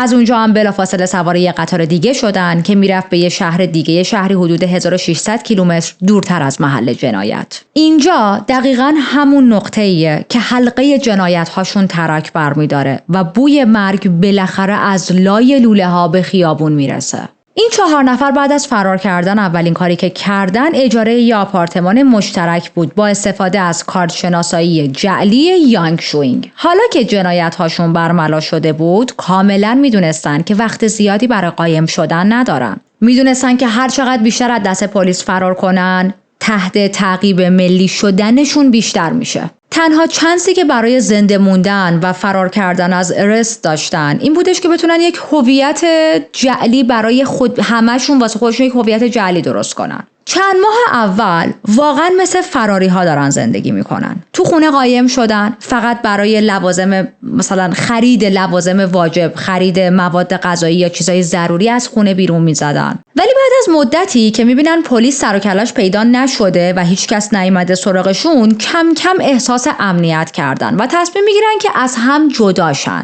میرن به یه سری آپارتمان هایی که ارزونتر بود، توی مثلا محیط های یه ذره درب و داغونتر بود و صاحبخونه ها خیلی حساس نبودن که حتما کارت شناسایی از مستاجر بگیرن. الان مدتی دزدی نکردن دیگه و فقط داشتن از جیب میخوردن به اصطلاح و خب به پول نیاز دارن. برای همین تصمیم گرفتن یه دزدی دیگه انجام بدن. الان اوایل سال 2003 جیونگی دوباره میره توی یک نایت کلابی مشغول به کار میشه. خیلی زود با 2 زن آشنا میشه، میفهمه درآمدشون خوبه. این 2 زن رو دعوت میکنه به خونش. دوباره همون اتفاق، همون ماجرا برای این 2 زن پیش میاد. بعد از اینکه رمز حساب بانکیاشون رو میگیرن و حدود $20,000 از این 2 زن میدزدن، زنها رو میکشن. اما این بار برای نابود کردن اجساد خیلی محتاط‌تر عمل میکنن. دیگه خبری از توالت و اینجور چیزا نبود. تیکه های بدن رو، یعنی بدن رو تیکه تیکه میکنن، تیکه های بدن رو تو جاهای مختلف شهر و اطراف پخش میکنن. چند هفته بعد جیونگی دوباره یه زن دیگر رو توی کلاب پیدا میکنه. اون زن هم به سرنوشت بقیه دچار میشه و حدود $9,500 پول از حسابش میکشن بیرون. خب الان این 4 نفر حتی پول این رو هم دارن که بتونن برای خودشون هویت‌های تازه درست کنن، چون خب این هویت تازه درست کردن هم هزینه بره دیگه. بعد هی در حال عوض کردن هویتشون بودن، در حالی که مسئول حداقل 10 قتل و 1 عالمه سرقت خشن هستن، اسم واقعیشون توی سیستم رسمی چین اصلا وجود نداره. انگار که دود شدن و توی هوا، انگار که اصلا نیستن. و برای همین بهتون گفتم پلیس انگار داره دنبال شادوز میگرده. اما قراره یه جوری دستگیر بشن دیگه که این پرونده هم راهی این چنل شده. و نقطه جالب پرونده رو میخوام بهتون بگم. سال 2011 یه افسر پلیسی داشت پرونده های افراد فراری رو مرور میکرد. افرادی که خیلی سال پیش جنایت های فجیع انجام دادن و هرگز دستگیر نشدن. همینجوری که داشت بررسی میکرد، یه چهره توی یکی از عکس‌ها توجهش رو جلب میکنه. یه قیافه آشنا. و یاد کی میفته؟ یاد یکی از همکلاسیاش توی دوران دبستان. زیاد طول نکشید که فهمید چرا این چهره براش آشناه. اون چهره شکل یکی از همکلاسیای دوران کودکیش، یانگ شوین بود. پیش خودش میگه شاید دارم اشتباه میکنم، شاید چشام داره اشتباه میبینه، شاید الکی یادمه. برای اطمینان عکسو برای چند تا از دوستای قدیمیش که قبلا با هم همکلاسی بودن هم میفرسته و همه اونا هم تایید میکنن که آره خودشه. اون زمانی که این جنایت ها داشت اتفاق میافتاد از سمت این باند، این پلیس توی یک بخش دیگه ای کار میکرد و درگیر این پرونده ها نبود. ولی حالا که حس کرده بود بابا من این آدمه رو میشناسم و شاید بتونم به واسطه همین شناختی که ازش دارم یک ردی ازش پیدا کنم، به تنهایی شروع میکنه به تحقیق کردن. توی بررسی های اداری میفهمه که نزدیک به 10 ساله که هیچ کس با اسم یانگ شوین کاری نکرده. مثلا نه خرید و فروشی کرده، نه چیزی اجاره کرده، هیچی. همکلاسیای مشترکشون هم گفته بودن که ما سالهاست از این آدم خبری نداریم. میره سراغ مادر و برادر کوچکتر یانگ و متوجه میشه که اونا هم چند سال ناپدید شدن. داستان این ناپدید شدن خانواده هاشون هم تا اینجا ما راجبشون صحبت کردیم این بود که خیلی هاشون همونطوری که برای خودشون مدارک جعلی درست کرده بودن، برای خانواده هاشون هم مدرک جعلی درست کرده بودن تا ببرنشون به یک شهر دیگه ای. چون حساب اینو کرده بودن که پلیس اگر نتونه ما رو پیدا کنه ممکن از طریق خانواده هامون بتونه ما رو پیدا کنه. پس چه بهتر که اصلا خانواده هامون هم ببریم یه جای دیگه. اتفاقا همین موضوع هم توجه پلیس رو جلب کرد، توجه این پلیس رو. اینکه این آدما هم خودشون محو شدن چند وقته، هم خانواده هاشون، و این همزمانی نمیتونه تصادفی باشه. پس با اینکه تحقیقاتش رسمی نبود ادامه داد. بالاخره یکی رو از محله قدیمی یانگ پیدا میکنه که این آدم میگه یانگ هولوهوش سال 2006 یه مدت توی این شهر بوده. حتی یادش میاد که آره این تو شهر بوده، ما با هم شام هم خوردیم، یه بار رفتیم شام خوردیم. بعد از شام اونجایی که بودیم یک درگیری پیش اومد و در اثر این درگیری این آدم زخمی شد و رفت بیمارستان. ولی این بیمارستان رفتنه یا مثلا حالا اینکه زخمی شده بود رو هم به پلیس گزارش نداده بود. و خب این عجیبه دیگه، شما اگر یک کس دیگه بهت حمله کنه، کتکت بزنه، قطعا میری ازش شکایت میکنی. چرا نباید بری ازش شکایت کنی؟ اما مهمترین حرفی که به پلیس میزنه این بود.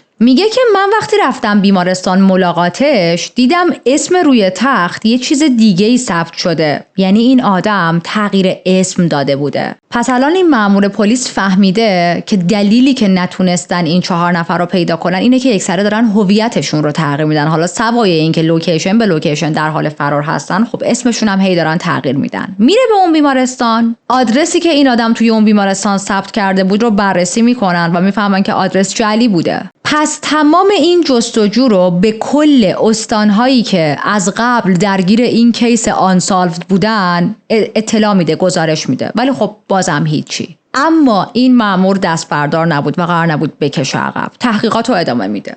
انقدر از این نقطه به اون نقطه میره، انقدر از در این خونه به در اون خونه میره، انقدر تو مناطق مختلف تحقیقش رو ادامه میده تا خیلی از فامیل ها و دوست ها و نزدیک های یانگ رو پیدا میکنه و الان دیگه مطمئن شده که مسیر رو درست رفته. تمام اطلاعات رو به مقامات بالاتر میده و مابقی پلیس ها مأمور شدن تا این افراد رو تحت نظر بگیرن. این مدت ها تحت نظر داشتن اقوام این آدم ها نتیجه هم میده. پلیس متوجه میشه که هر 4 نفر اینا مشغول یک زندگی معمولی هن. میفهمه حتی خانواده تشکیل دادن. میفهمه یانگ شوینگ و جیونگی با هم ازدواج کردن و بچه دار شدن. به به به به، چه زوج مناسبی. بینشون عشق و علاقه و قتل موج میزنه. بچه هم آوردید، بچه دار شدید. آفرین آفرین آفرین که نمیذارید این نسل گوه قاتلتون منقرض شه. خیلی مهمه این نسل رو حفظ کردن، مگه نه؟ فقط سوالی که دارم، چجوری جلو این بچه ها شام میذارید؟ وقتی غذا میذارید جلوشون، یاد اون گوشتایی که متعلق به یه سری زن بودن و توی چرخ گوشت چرخ کرده بودینشون نمیافتین؟ به هر حال سوال برای آدم پیش میاد دیگه. حالا به ما چه؟ زندگی مردم به ما ربط نداره. ژانگ یوانگ و وو هونگ هم ازدواج کرده بودن. ژانگ با یه زن محلی، وو هونگ هم با یکی دیگه. همشون بیزنس های کوچیک رو انداخته بودن واسه خودشون.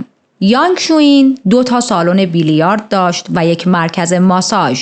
ژانگ یه خونه خریده بود و فروشگاه را انداخته بود. وو هونگ هم یه خونه خارج از مرکز شهر خریده بود و تجارت زغال سنگ را انداخته بود. و بالاخره توی تاریخ 25 اکتبر سال 2011 پلیس بعد از نزدیک به 10 سال تعقیب میاد و در خونه این قاتلین رو میزنه. اولین کسی که توسط پلیس دستگیر میشه جیونگی بود. کجا دستگیرش میکنن؟ تو همون مرکز ماساژش. خیلی خونسرد، بی هیچ مقاومتی. حتی این حرفم نمیزنه به پلیس که مثلا من بیگناهم، شما شخص اشتباهی رو گرفتید. هیچی. با یک آرامش واقعی با پلیس حرف میزنه و اسم واقعیشو میگه. لحظاتی بعد هر 3 مردم بدون هیچ درگیری دستگیر میشن و 4 نفره منتقل شدن تا بازجویی ها شروع شه. در ابتدا فقط درباره همون قتل 2 زنی که اجساد تیکه تیکه شدهشون توی آپارتمان کشف شده بود ازشون سوال پرسیده میشد. اما خیلی زود ردهای قدیمی تر سرباز کردن. تا قبل از اون باند اونقدر توی پاکسازی اجساد حرفه‌ای شده بود که توی بسیاری از شهرهایی که قتل انجام داده بودن پلیس حتی نمیدونست جنایتی رخ داده. خیلی از این قربانی ها بعد از مدتی که دیگه مثلا تو محل کارشون حاضر نشده بودن اعلام مفقودی براشون شده بود، اما چون بیشترشون مهاجر بودن و توی شهرهای دیگه کار میکردن خیلی از خانواده هاشون تا مدت ها خبر نداشتن که مثلا یه بلایی سر بچه ما اومده. از همه اینا بدتر شغل خود این زنها بود. شغلی که خودش یک مانع بزرگ بود برای فهمیدن این که بابا اینا یه بلایی سرشون اومده و مفقود شدن. خب به عنوان سیتینگ لیدی کار میکردن، توی کلاب ها کار میکردن و این موضوع برای همه این محو شدن، غیب شدنشون واقعا عادی بود. توی این صنعت پرسنل دائم در حال تغییرن. یکی ازدواج میکنه، یکی شهرش رو عوض میکنه، یکی کلا میره دنبال یه شغل و کار دیگه. و اگر زنی بدون هیچ خداحافظی محل کارش رو ترک میکرد و هرگز هم دیگه بر نمیگشت، هیچ کس واقعا دنبالش نمیگشت. حتی خیلی از این زنهایی که از این جنایتکارها تونسته بودن جون سالم به در ببرن و فقط ازشون دزدی شده بود و جونشون گرفته نشده بود، در حالی که این سرقت رو به پلیس گزارش داده بودن، به خاطر شغلشون اصلا جدی گرفته نمیشدن از سمت پلیس. وقتی خبر دستگیری باند توی رسانه ها پخش شد، یکی از همین زنایی که زنده مونده بود چهره ها رو شناخت و میره سراغ پلیس. داستان خودشو میگه. داستان این زن باعث میشه که تحقیقات پلیس وارد فاز جدی‌تری بشه. مأمورها الان مطمئن شده بودن که این افراد بیشتر از اون چیزی که فکر میکردن قربانی گرفتن. خودشون اعتراف کردن که تا الان مجموعاً 10 قتل در سراسر کشور انجام دادن. ولی پلیس باورش این بود که تعداد قتلاشون خیلی بیشتر از اینا بوده. تحقیقات برای شناسایی قربانی‌ها ادامه پیدا میکنه، اما هیچ امیدی نبود. ببینید، نه جسدی هست این وسط، نه اسم واقعی و نه نشونی. فقط یه سری اسم مستعار بی ارزش که پلیس هیچ کاری نمیتونه باهاشون بکنه. حتی خود قاتل‌ها هم اسما رو یادشون نمی اومد. یانگ شوین تنها چیزی که از قربانی‌ها یادش بود میزان پولی بود که از حسابشون برداشته، اونم نه همشون. پلیس توی بازجویی‌ها متوجه میشه که این باند آخرین باری که هویت جدید برای خودشون درست کردن دیگه هیچ خلافی نکردن. اما خب همش توی وحشت زندگی میکردن. همیشه نگران این بودن که کوچکترین اشتباهی بتونه لو بدتشون. میدونستن که پلیس توی اون آپارتمان اثر انگشت ازشون پیدا کرده. میدونستن که علم DNA اومده و اگر کوچکترین خلافی کنن ممکنه به خاطر اون اثر انگشتایی که از اون آپارتمان ثبت شده خیلی سریع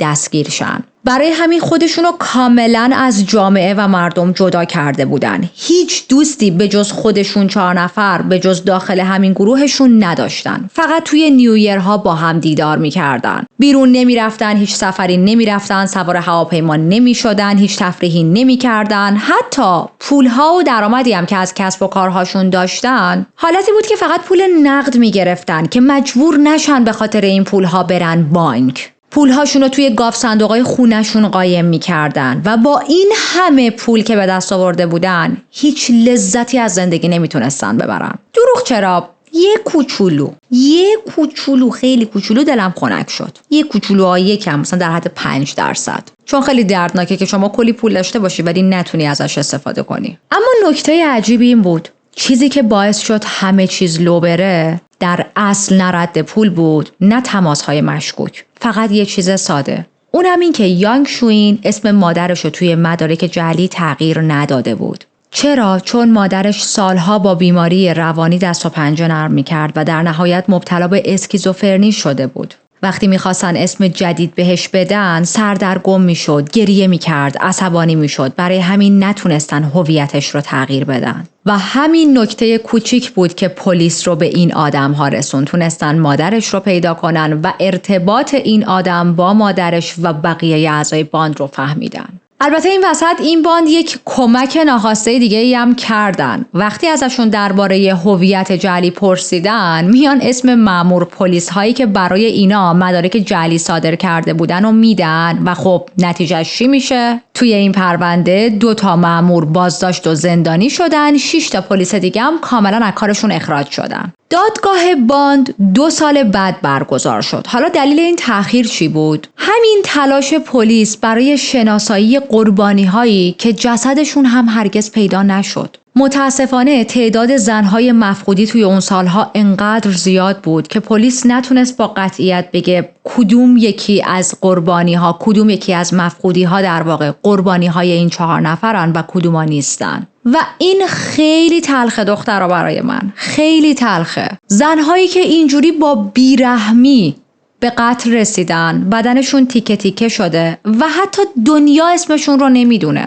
سال 2013 بالاخره محاکمه این 4 نفر شروع شد. افرادی که نزدیک به 10 دهه از عدالت فرار کرده بودن و البته یکیشون دیگه زنده نبود، ووهونگی دیگه زنده نبود. زمانی که دستگیر شد سرطان ریه داشت و از قبل داشت. سرطان ریهش توی زمان دستگیریش به یک مرحله پیشرفته رسیده بود و خب هرگز نمیتونه به محاکمه برسه و میمیره. قبل از مرگش اعتراف کرد به نقشش توی دزدی‌ها، قتل‌هایی که انجام داده بود، قتل‌هایی که توشون شرکت کرده بود. یک دادگاه سریع براش برگزار میکنن به خاطر اینکه خب دیدن که این آدم داره میمیره. ولی قبل از اینکه حکم نهاییش اجرا شه، در حالی که توی بیمارستان به شدت از درد داشت به خودش میپیچید، جونشو از دست میده. بریم سراغ بقیه افراد باند. یانگ شوینگ و ژانگ یوانگ هر دوشون حکم اعدام گرفتن. جیونگی هم حکم اعدام گرفت ولی با 2 سال تعلیق. یانگ و ژانگ چندین و چند بار درخواست تجدید نظر میزنن تا تاریخ 20 می 2016 این تجدید نظراشون بررسی میشه ولی خب تأثیری تو حکم نهایی نداشت و دوباره حکم اعدامشون تایید میشه و توی 2 نوامبر 2016 یعنی 4 سال بعد از دستگیریشون یانگ شوین و ژانگ یوانگ اعدام میشن. حالا برسیم به حکم جیونگی. به اونم اعدام داده بودن اما حکمش تبدیل میشه به حبس ابد. تو صحبتاش اعتراف میکنه که من قربانی ها رو به دام میکشیدم، ولی انکار میکنه که شخصا توی قتل ها دست داشتم. میگه که من باید قربانی ها رو پیدا میکردم، من باید دعوتشون میکردم خونه، هم حتی بعضیاشون رو من کتک زده بودم، اما هرگز نتونستم جونشون رو بگیرم و توی تیکه تیکه کردن بدن کمک کنم. ما نمیدونیم چقدر این حرف درسته، اما یانگ و ژانگ هم توی اعترافاتشون همین حرفا رو به پلیس زده بودن و بلا استثنا میگفتن که اون فقط قربانی ها رو پیدا میکرد، حالا شاید یه کتکی هم میزد، ولی قتل ها رو ما انجام داده بودیم. به علاوه اینکه انتخاب نهایی قربانی ها همیشه با یانگ بود. یانگ باید تایید 100% میداد که آیا ما دنبال مثلا فلان زن یا زنها بریم یا نریم. یانگ در نهایت به کلاب ها میومد، زنها رو خودش میدید و تصمیم نهایی رو میگرفت. این رو هم بگم تنها کسی که بینشون خیلی تلاش کرد تا بتونن قربانی ها رو شناسایی کنن و خب حالا متاسفانه موفق نشدن، جیونگی بود. ولی خب چه فایده؟ با اینکه مدرک مستقیمی برای دخالت فعالش در قتل ها نبود، همکاریش با پلیس، رفتار خوبش توی زندان و مادر بودنش باعث شد که حکمش به حبس ابد کاهش پیدا کنه. حتی این حکم بعداً تخفیف خورد و توی سال 2023 با یک هویت جدیدی از زندان آزاد شده و بعد از آزادیش از زندان هیچ خبری ازش نیست. اوایل سال 2025 یک مینی سریالی پخش شده به اسم تا که به انگلیسی میشه Drifting Away، مثلا ترجمهش میشه محو شدن، یه همچین چیزی. ماجرای این باند بعد از این سریال دوباره سر زبونا افتاد، سریال حسابی معروف شد، خیلی جنجال به پا کرد. اگر که اهل فیلم های کره‌ای و چینی و اینا هستید میتونید نگاه کنید. من خودم این مینی سریال رو ندیدم، اگر دیدید برای من حتما کامنت بذارید که چطوریه. از این قتلای رمان نوشته شده و مثل روال همیشگی که ما تو این پرونده داریم چند ثانیه راجع به قربانی ها صحبت کنیم. پرونده امروز تقدیم به زنهایی که هیچ وقت کسی دنبالشون نگشت، اسمهایی که کسی یادش نیست و عکسهایی که هرگز توی پرونده ثبت نشدن. پرونده امروز تقدیم به اون پلیسی که با یک عکس قدیمی همه چیزو از نو شروع کرد. یاد قربانیان بی‌نام و نشون و چهره در این پرونده زنده و گرامی. مرسی که تا اینجا من همراه بودید. اگر که هنوز چنل رو سابسکرایب نکردید دعوتتون میکنم به زدن دکمه سابسکرایب. اگر که نظری دارید در رابطه با پرونده حتما کامنت بذارید و اگر دوست ندارید صحبت‌های آخر رو همراه باشید و فقط برای شنیدن پرونده اومده بودید، به امید دیدارتون تو پرونده‌های بعدی. خب میدونید دیگه، میدونید پرونده هایی که حتی یک عکس، یک اسم واقعی از مقتولین توش وجود نداره منو خیلی به هم میریزه. فکر میکنم این اولین پرونده از قتل های سریالیه که ما با هم توی این چنل بررسی کردیم و هیچ عکسی حتی از یک دونه قربانی نداشتیم و واقعا تلخه. حالا بچه‌ها اونجای پرونده که گفتم یه خانومی که ماساژ میداد با اینا صحبت کرد، بعد مثلا مشخصات خودشو داد و درآمدش و اینا رو داشت میگفت، بعد من یه حرفی زدم گفتم بابا آدم جایی باید دهنشو ببنده. نمیدونم واقعا من خیلی بی‌حوصله شدم از 30 سالگی به بعد، یا شماها هم همین حسو دارید. اصلاً از چیت چت خوشم نمیاد. یعنی یکی از بزرگترین چیزهایی که توی فرهنگ کانادا یا آمریکا خیلی برای من آزاردهنده بود و توی اروپا با این موضوع خیلی کمتر روبرو شدم، همین الکی صمیمی شدن هاست. یعنی اصلا نمیتونم. نه اصلا رفته غذا سفارش بده یارو میاد چطوری، چه خبر، روزت چطوری گذشت؟ گم شو، روزم انی بود. میتونی کاری کنی برام؟ میتونی درستش کنی؟ نه دیگه، پس وقت منو با چیت چت نگیر. البته بیشتر این کارا رو میکنن که تیپ بگیرن. باشی بابا، من 2 برابر تیپ میدم، فقط نه با هم صحبت کنیم. نه که آدم از صحبت کردن بدم بیاد، اما مثلا با دوستام، با افرادی که دور و برم هستن، نزدیکم هستن، صمیمی زندگی میکنم، با اینا خیلی اتفاقا اصلا انقدر ما میشینیم حرف میزنیم دیگه گند حرف زدن در میاد، ولی با غریبه ها کامفورتبل نیستم. حالا چیز جالب بهتون بگم، خب من زمانی هم تو آسیا زندگی کردم دیگه. بعد خیلی‌ها بهم میگفتن که ببین اگر که بخوای بری به کشورهای اروپایی اونجا مثلا سفر فرق میکنه، ولی موقع زندگی کردن مردمش خیلی یخن. مردمش نمیدونم چی هن. مردمش سردن، اصلا ارتباط برقرار نمیکنن، افسرده میشی، حالت بد میشه. و من واقعا با این ذهنیت رفتم جلو و بعد از مدتی اینجوری بودم که چقدر مردمش خوبن، مرسی که حرفای الکی نمیزنید، مرسی که وقت آدمو نمیگیرید. حالا شخصیت با شخصیت هم خیلی فرق میکنه، واقعا شاید برای بعضیا این یک پوینت منفی باشه، برام من مثبت بود، چون من خودم سرم به زندگی خودمه، به همون نسبتم بدم میاد که سرشو بخواد تو زندگی من فرو کنه.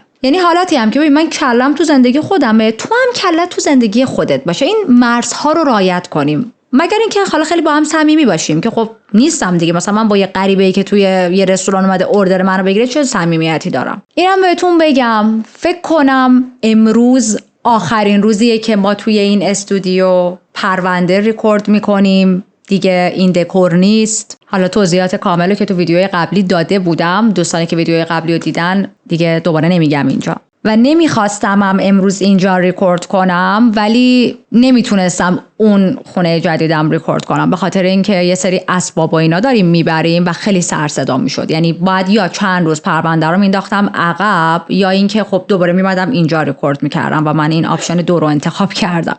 bless you. همسایه پایینی عطسه کردم. نمیدونم عطسش تو مایک افتاد، واسه خودش خجسته است دیگه، میاد. این همسایه پایینی خیلی بعضی وقتا رو مخ من رفته، همونه که میومد بعضی وقتا صندلیشو هی جابجا میکرد تو بالکن. چیکار میکنی زن؟ البته این شوهرشه. این جای جدید خوشبختانه فضا انقدر بزرگه، همسایه ها دیگه اصلا نزدیک به هم نیستیم ما و احتمالاً از این مشکلات بنده دور باشم در ریکورد کردن. آدمای بدی نیستن ها، فقط 80% زندگیشون رو توی بالکن میگذرونن. فکر کنم خیلی بالکن رو دوست دارن، غذاشون رو میارن تو بالکن میخورن، بارون میاد میان بالکن، برف بالکن، هوای گرم بالکن، صبح مثلا زنه میاد ورزش یوگا میکنه تو بالکن. این اصلا بیشتر تایمشون رو دارن واقعا تو بالکن زندگی میکنن به جای اینکه تو خونه زندگی کنن. حالا هر کی یه جوره دیگه. میشینم تا آخر گاسیپ میکنم براتون، بعد آخرش هم میگم به ما چه، هر کی یه جوره دیگه، به ما ربط نداره.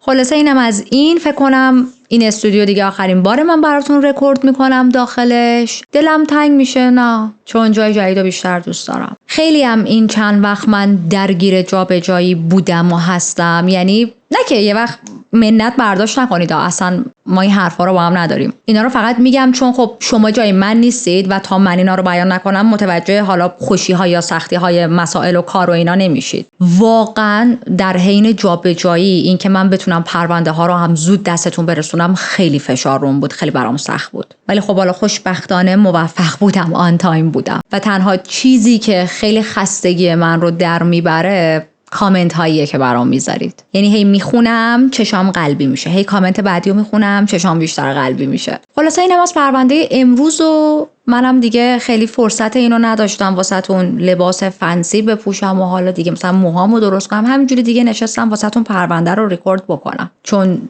دروغ چرا، هنوز خیلی از لباسامو آنپک نکردم، هنوز اصلا نچیدمشون. وای به چیدمان لباسا که فکر میکنم و فکر کنم یه روز کامل فقط باید برای اون قسمت اون راهروی لباسام کمدام وقت بذارم. بچه‌ها خیلی کار دارم، خیلی کار دارم. دمتون گرم تا اینجا من همراه بودید. منتظر خوندن کامنتاتون هستم. اگر فراموش کردید پرونده رو لایک کنید، لایک شما خیلی منو خوشحال میکنه. گاهی اوقات یه چکی بکنید به خاطر اینکه خب مثلا اگر از ایران هستید و با VPN وصل هستید ممکنه که شما لایک کرده باشید ولی لایک پریده باشه. حالا اتفاقی هم نمیافته، فدای سرتون، ولی خب هر چقدر ویوی یک پرونده بالاتر باشه، تعداد لایکش بالاتر باشه، به دست دوستان و مخاطب‌های دیگه میرسه و خب مقداری از خستگی آدم در میره دیگه. مواظب خودتون باشید. به زودی با یه پرونده جدید میام سراغتون. فعلا